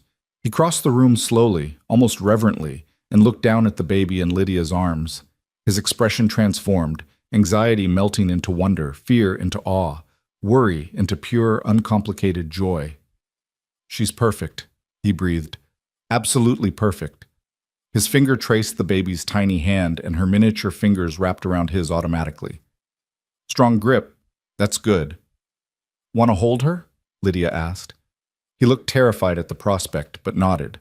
She helped him position his arms correctly, and then the baby was in his embrace, tiny and trusting against his broad chest. Silas looked down at his daughter with an expression of such fierce, protective love that Lydia felt tears sting her eyes again. What should we name her? He asked softly. They discussed names for months without deciding. But looking at her now, Lydia knew. Rose, she said, for beauty that grows in harsh places, for strength that doesn't need to be loud. Rose McCall, Silas tested the name, smiling. I like it. Rose Eleanor McCall. After my mother? Perfect, Lydia agreed. Mrs. Adler had retreated to give them privacy, but now she returned with broth and bread for Lydia. Baby's healthy, mother's healthy, father looks like he might pass out from too much emotion, she reported with satisfaction. All in all, a successful day. She paused at the door, her expression softening. You done good, all of you, real good. The weeks after Rose's birth were a blur of sleepless nights and steep learning curves. The baby was healthy but demanding, wanting to nurse constantly and protesting loudly when anything displeased her. Lydia was exhausted, sore, and blissfully happy. Silas was beside himself with parental devotion, jumping at every cry, convinced that each whimper meant disaster. She's fine, Lydia assured him for the 100th time at 2 a.m. She's just hungry, again. How can something so small need to eat so often? He wondered, watching Lydia nurse with the fascination of someone witnessing a miracle. Growing takes energy, she said, stroking Rose's soft, dark hair. The baby had gotten Silas's coloring, dark hair and those serious gray-blue eyes that already seemed to see everything.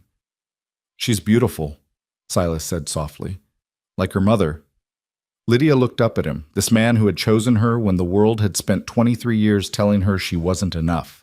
I used to hate my birthmark, she said quietly. Spent my whole life wishing I could cut it off, burn it away, anything to be rid of it. But now? She looked down at their perfect daughter. Now I'm grateful for it.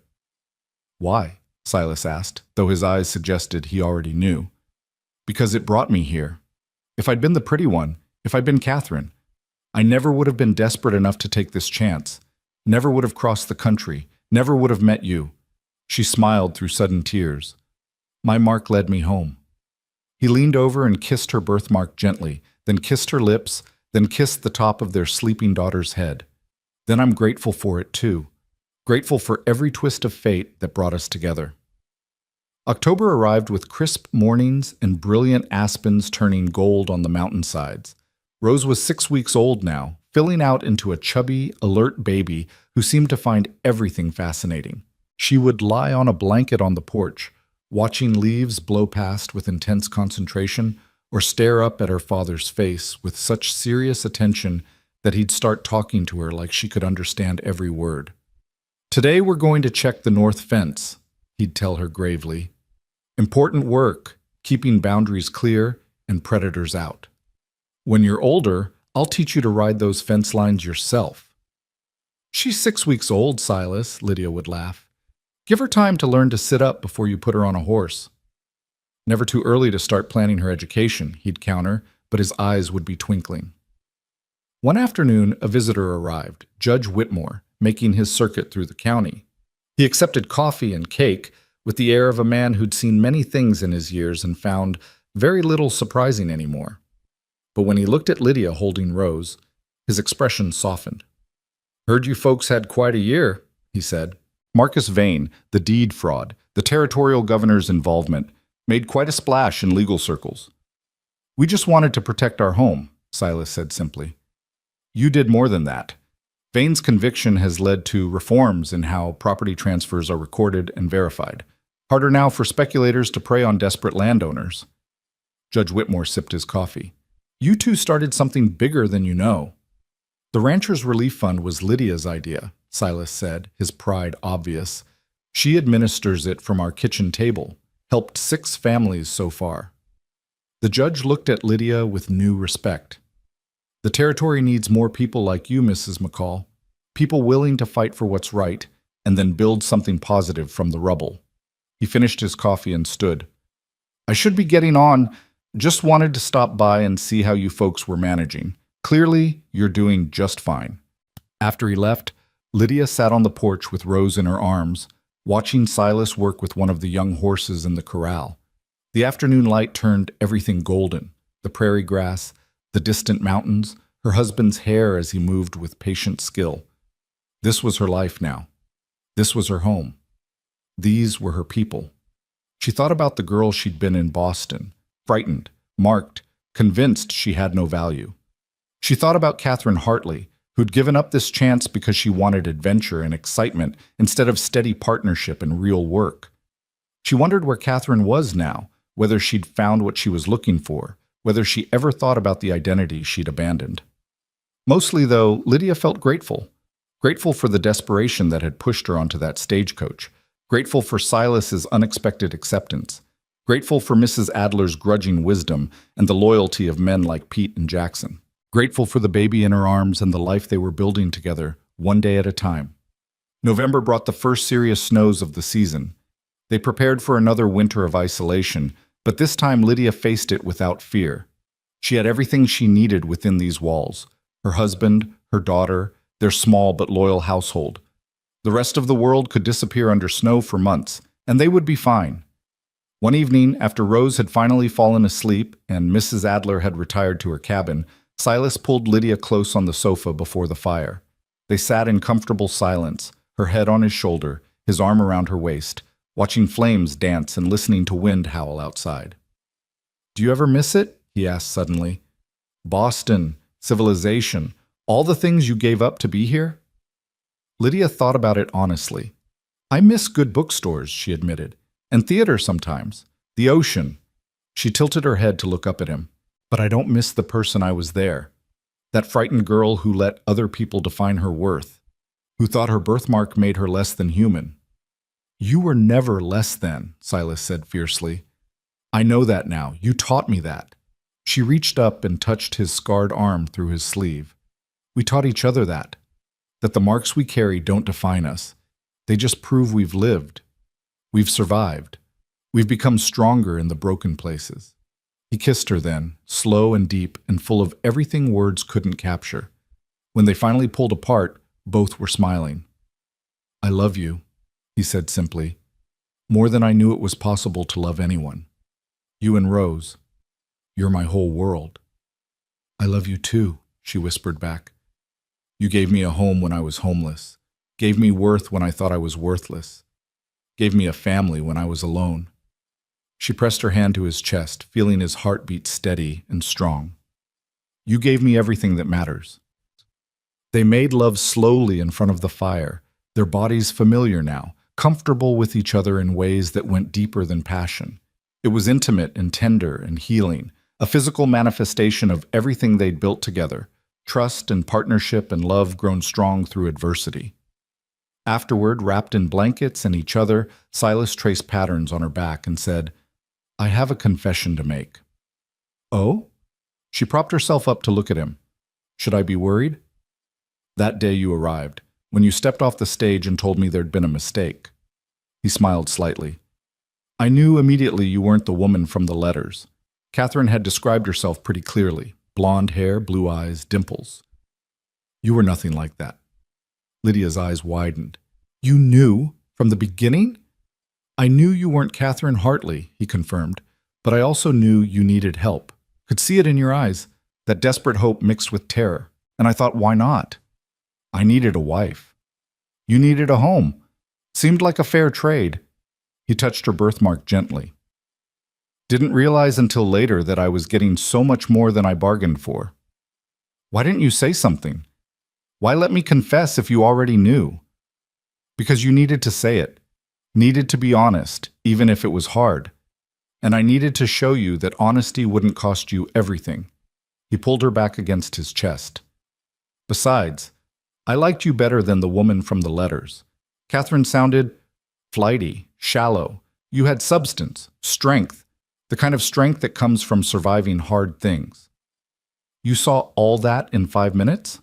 "I saw enough." He was quiet for a moment. "My mother used to say that God puts people in our path for a reason. When you stepped off that stage, wrong bride, wrong name, convinced you weren't enough, I thought maybe this was the reason. Maybe you were exactly who I needed, and I just didn't know it yet." Lydia felt tears slipping down her cheeks. "Your mother was right." "She usually was," Silas agreed softly. "Wish she could have met you. She would have loved you." I wish I could have met her too. Lydia kissed his chest right over his heart. But I like to think she'd be proud of us, proud of what we've built. I know she would be. They fell asleep like that, tangled together before the dying fire. And when Rose woke crying an hour later, they got up together to tend to her, partners in everything, facing each midnight feeding as a team just like they'd faced everything else.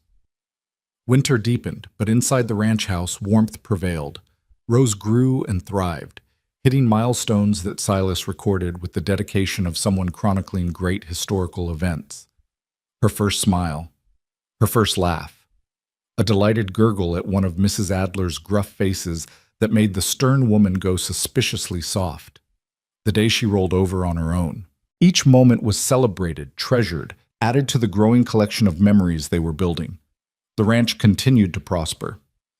Word had spread about Silas and Lydia's stand against Marcus Vane, and other ranchers began seeking them out for advice, for partnership, for the kind of honest dealing that had become rare. The relief fund grew, helping more families each month. And Lydia found herself becoming a voice for change, writing letters to the territorial legislature about land reform, about protections for small ranchers, about the need for better law enforcement in rural areas. You're becoming quite the activist, Silas observed one evening, reading over one of her letters. Just trying to make sure what happened to us doesn't happen to others, she said. We got lucky, Silas. We had resources and friends and just enough knowledge to fight back. Not everyone does. So you're going to be their voice. Someone has to be. She looked at him seriously. Is that all right? I know it takes time away from ranch work, but it feels important. He pulled her close and kissed her forehead. It is important, and I'm proud of you for doing it.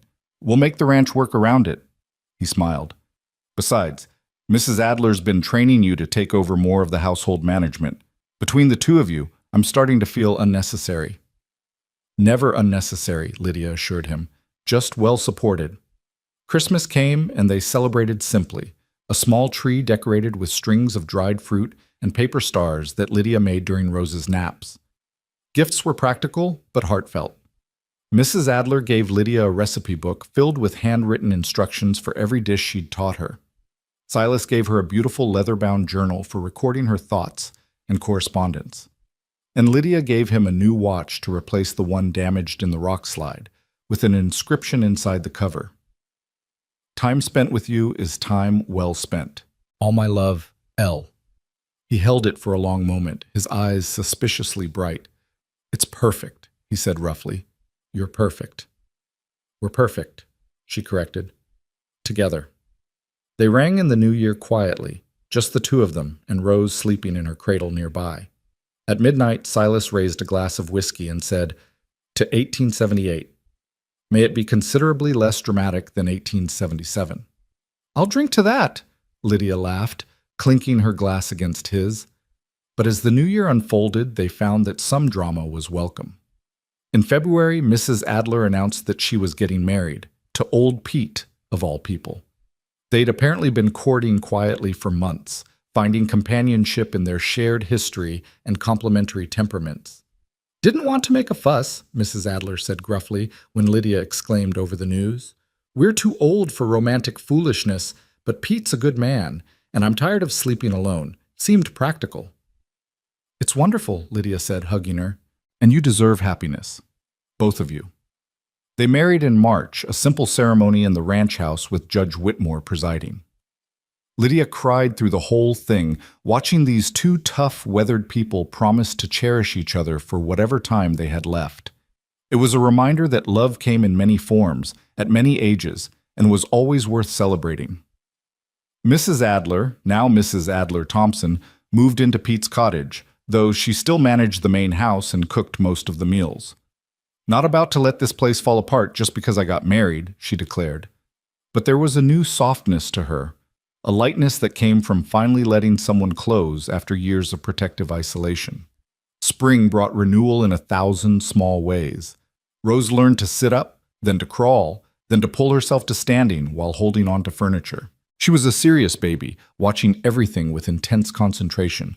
But when she smiled, it was like sunrise, sudden and brilliant and transforming. Both Silas and Lydia were completely besotted with her, tracking her every move and exclaiming over each tiny accomplishment as if no baby in history had ever done anything so remarkable. "We're insufferable parents," Lydia admitted to Silas one evening.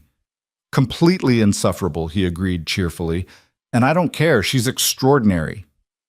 In May, they rode into Pine Hollow for the spring dance, their first real social outing since Rose's birth. Lydia wore a new dress she'd made herself, and Silas wore his good suit, and they brought Rose bundled carefully in her basket. Mrs. Chen from the Mercantile cooed over the baby, while the other townspeople gradually gathered around to meet the child they'd heard so much about. "She looks just like Silas," someone observed. "Got her mother's determination, though," Pete said, and everyone laughed because Rose was currently trying to grab everything within reach with single-minded focus. When the dancing started, Silas held out his hand to Lydia. "May I have this dance, Mrs. McCall?" "You may, Mr. McCall," she said, smiling. They moved together easily, years of partnership translating into physical grace. Other couples swirled around them, but Lydia was only aware of Silas, his hand warm at her waist, his eyes full of love and pride. "Remember when I said I wanted to do this right?" he murmured. "Court you proper, take you to dances." "I remember."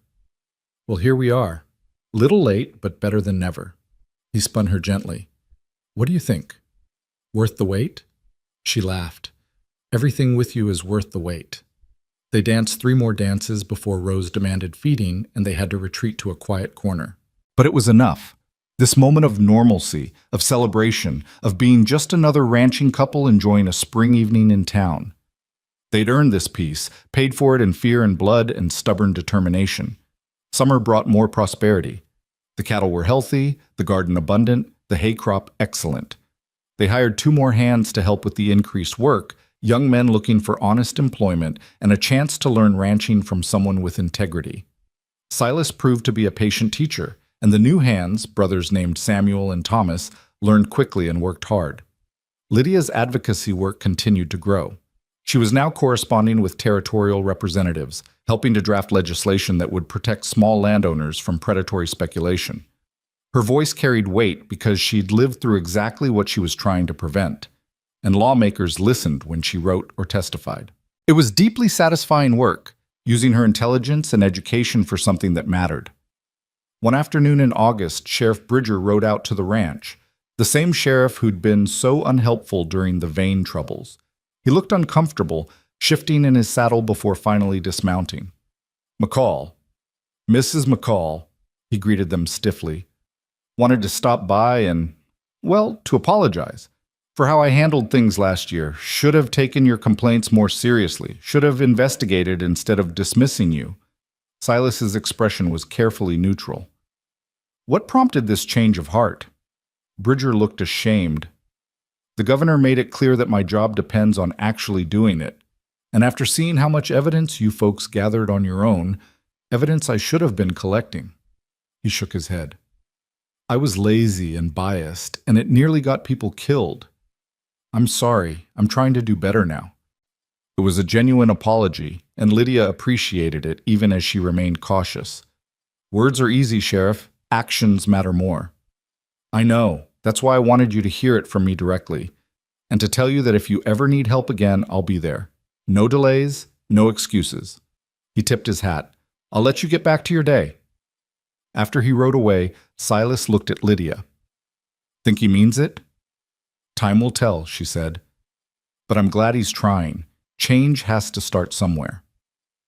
Rose's first birthday came in September, and they celebrated with a small party, just the household and a few neighbors. The baby sat in her high chair, fascinated by the cake Mrs. Adler had made, more interested in smashing it than eating it. Everyone laughed as she decorated herself thoroughly in frosting and crumbs, and Silas captured the moment with a photograph, one of the first they'd had taken as a family. Looking at that photograph later, Lydia marveled at the journey that had brought them here. The frightened girl who'd stepped off the stagecoach 2 years ago barely existed anymore. In her place was a confident woman, a rancher's wife, a mother, an activist, someone who knew her worth and fought for what mattered. And Silas? He'd transformed too. The guarded, wounded veteran she'd married had opened up, let joy back into his life, learned to hope again. Together, they'd become something neither could have managed alone, a partnership built on honesty and respect and love that had weathered the worst storms and emerged stronger. "What are you thinking about?" Silas asked, finding her looking at the photograph one evening. "About how far we've come," she said softly. "About how grateful I am for every twist of fate that brought us together." He pulled her close, resting his chin on top of her head. "I used to think I got the wrong bride that day," he admitted. "Thought the universe was playing some kind of cosmic joke on me. But I was wrong. I got exactly the right bride. She just wasn't the one I ordered." Lydia turned in his arms, looking up at him. "And I thought I was taking someone else's place, living someone else's life. But this was always meant to be my life. Our life." "Do you ever wonder what happened to the real Catherine Hartley?" "Sometimes," Lydia admitted. "I hope she found whatever she was looking for. Hope she's happy somewhere." "I hope she knows what she gave up," Silas said. "And I hope wherever she is, she's grateful that you were brave enough to take the chance she couldn't." That winter was easier than the last. They knew what to expect now, had prepared better, faced it with the confidence of people who'd survived worse. Rose learned to walk, taking her first wobbling steps between her parents' outstretched hands on a snowy December afternoon. By spring, she was running everywhere, talking in simple sentences, demanding to help with everything. "She's definitely your daughter," Lydia said, watching Rose determinedly try to carry a bucket half her size. "She's definitely our daughter," Silas corrected, taking the bucket from Rose and replacing it with a smaller one she could actually manage. "Stubborn like me, smart like you, and absolutely certain she can do anything she sets her mind to. God help us when she's older," Lydia laughed. "God help the world," Silas agreed. "She's going to be unstoppable." And she was. As Rose grew, she proved to be everything they'd hoped, fierce and independent and loving, comfortable in her own skin in ways Lydia had never been as a child. She never noticed or cared about her mother's birthmark, never saw it as anything but part of who her mother was. To Rose, her mother was perfect, the source of comfort and wisdom and endless love. Years passed in the comfortable rhythm of ranch life. The cattle herd grew. The ranch hands became family. The relief fund helped dozens of families. Lydia's advocacy work led to real legislative changes.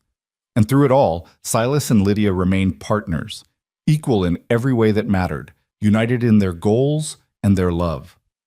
On their 10th wedding anniversary, Silas took Lydia back to the spot where he'd first kissed her, that barn where he'd been mending her shawl by lantern light.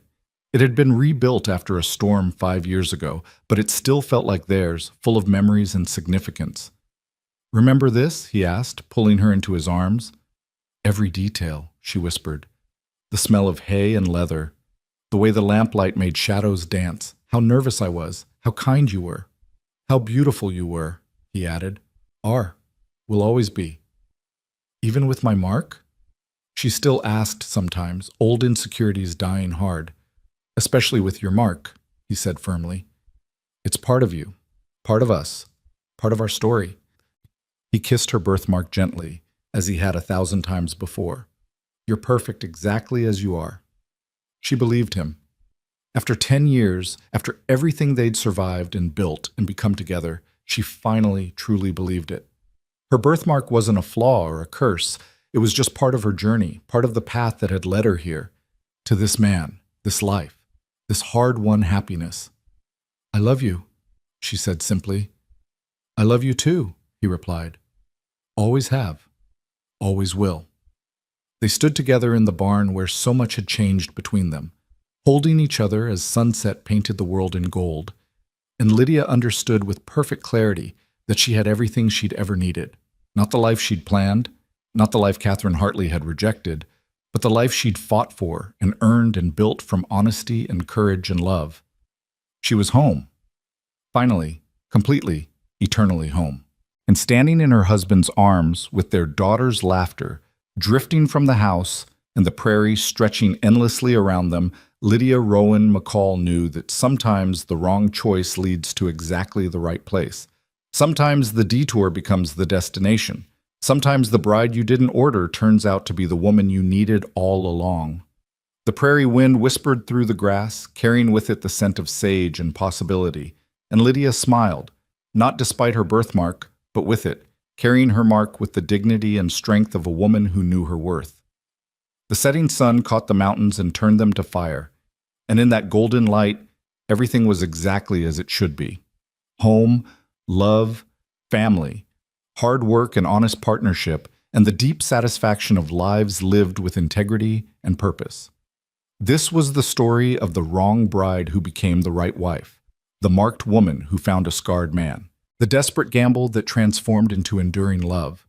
And as the stars began to emerge overhead, those same stars Silas's mother had called promises of light in darkness, Lydia understood that some promises are kept in unexpected ways. She'd come west looking for escape and found everything instead. And that, she thought, was the greatest gift of all. The two HTTPs, youtube.com/watch VDT ZMZK.PU9U. Here's a cinematic American-style summary of I'm Not the Pretty One You Ordered, rewritten into 5 dramatic parts: opening, rising action, climax, resolution, breakthrough, and ending, with new character names to avoid repetition in your CB project. The pacing follows a filmic rhythm with emotional tension, sensory detail, and complete closure. Title: The Bride He Never Ordered, The Cowboy Who Chose Her Anyway. 1. Opening. The Wrong Bride Arrives. Wyoming Territory, 1877. The stagecoach rolled through the dust of Pine Hollow, carrying Lydia Rowan, a shy woman whose birthmark had made her an object of whispers all her life. In her pocket, one letter meant for another woman. Out of fear and desperation, she took her place as a mail-order bride. At the depot waited Silas McCall, a weathered rancher whose quiet strength filled the open air. When she stepped down, trembling, she blurted, "There's been a mistake. I'm not the pretty one you ordered." He studied her for a long moment before answering simply, "You're all I needed." Those 6 words, steady as a promise, became the beginning of a life neither of them had planned. 2. Rising action. The house that wouldn't welcome her. The marriage papers were signed without ceremony. No flowers, no preacher, just ink on wood and a silence that followed them home. The McCall Ranch was vast and lonely, a house that smelled of cedar and distance. The cook, Mrs. Adler, eyed Lydia with suspicion. The ranch hands whispered that she wasn't the kind Silas used to bring around. He left at dawn, returned at dusk. She ate alone. Yet little kindnesses began to appear. Warm coffee left at her door, a mended coat she hadn't asked for, a second pillow that smelled faintly of cedar. One night she found him quietly sewing the hem of her torn shawl. "This place isn't good at welcoming strangers," he said without looking up, "but don't let them make you feel like one." Something thawed inside her that no sun had managed to reach. 3. Climax. The man who stood between her and the past. Weeks passed in uneasy peace until a stranger rode up the drive.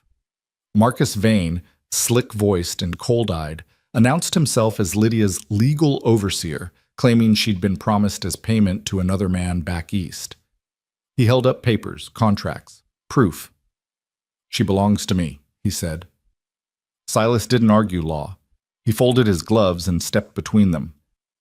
"You've got 2 minutes to leave this land," he said, his voice low as thunder, "or you won't ride again." The man sneered, but something in Silas's gaze sent him turning his horse and galloping into the wind. Lydia stood trembling, half expecting questions, blame. Instead, Silas said quietly, "Didn't need to ask if it was true." The past had come for her, and found someone already standing guard. 4. Resolution. Storms, scars, and second chances. Autumn winds gave way to a violent storm.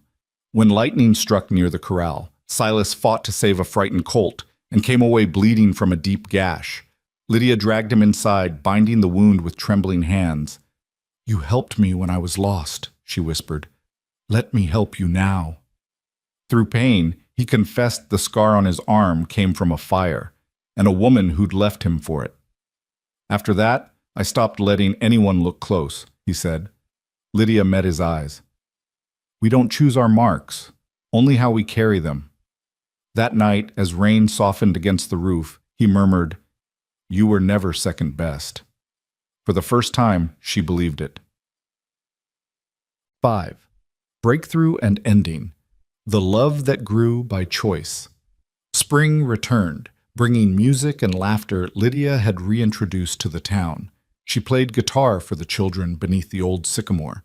Silas watched from afar, his heart fuller than he could say. When he finally spoke, it was before friends gathered under lantern light. "I didn't get the bride I asked for," he said. "I got something better." Pulling out his mother's ring, he knelt in the dust. "Lydia Rowan, will you marry me, proper this time?" Her tears caught the starlight. "Yes," she whispered. They wed in the field behind the house. No satin, no pews, only wildflowers and wind.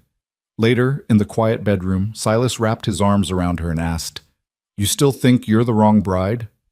Lydia smiled through tears. "No, I think we finally got it right." Outside, the prairie glowed gold beneath the moon. Two souls who had started as strangers, now home in each other's keeping.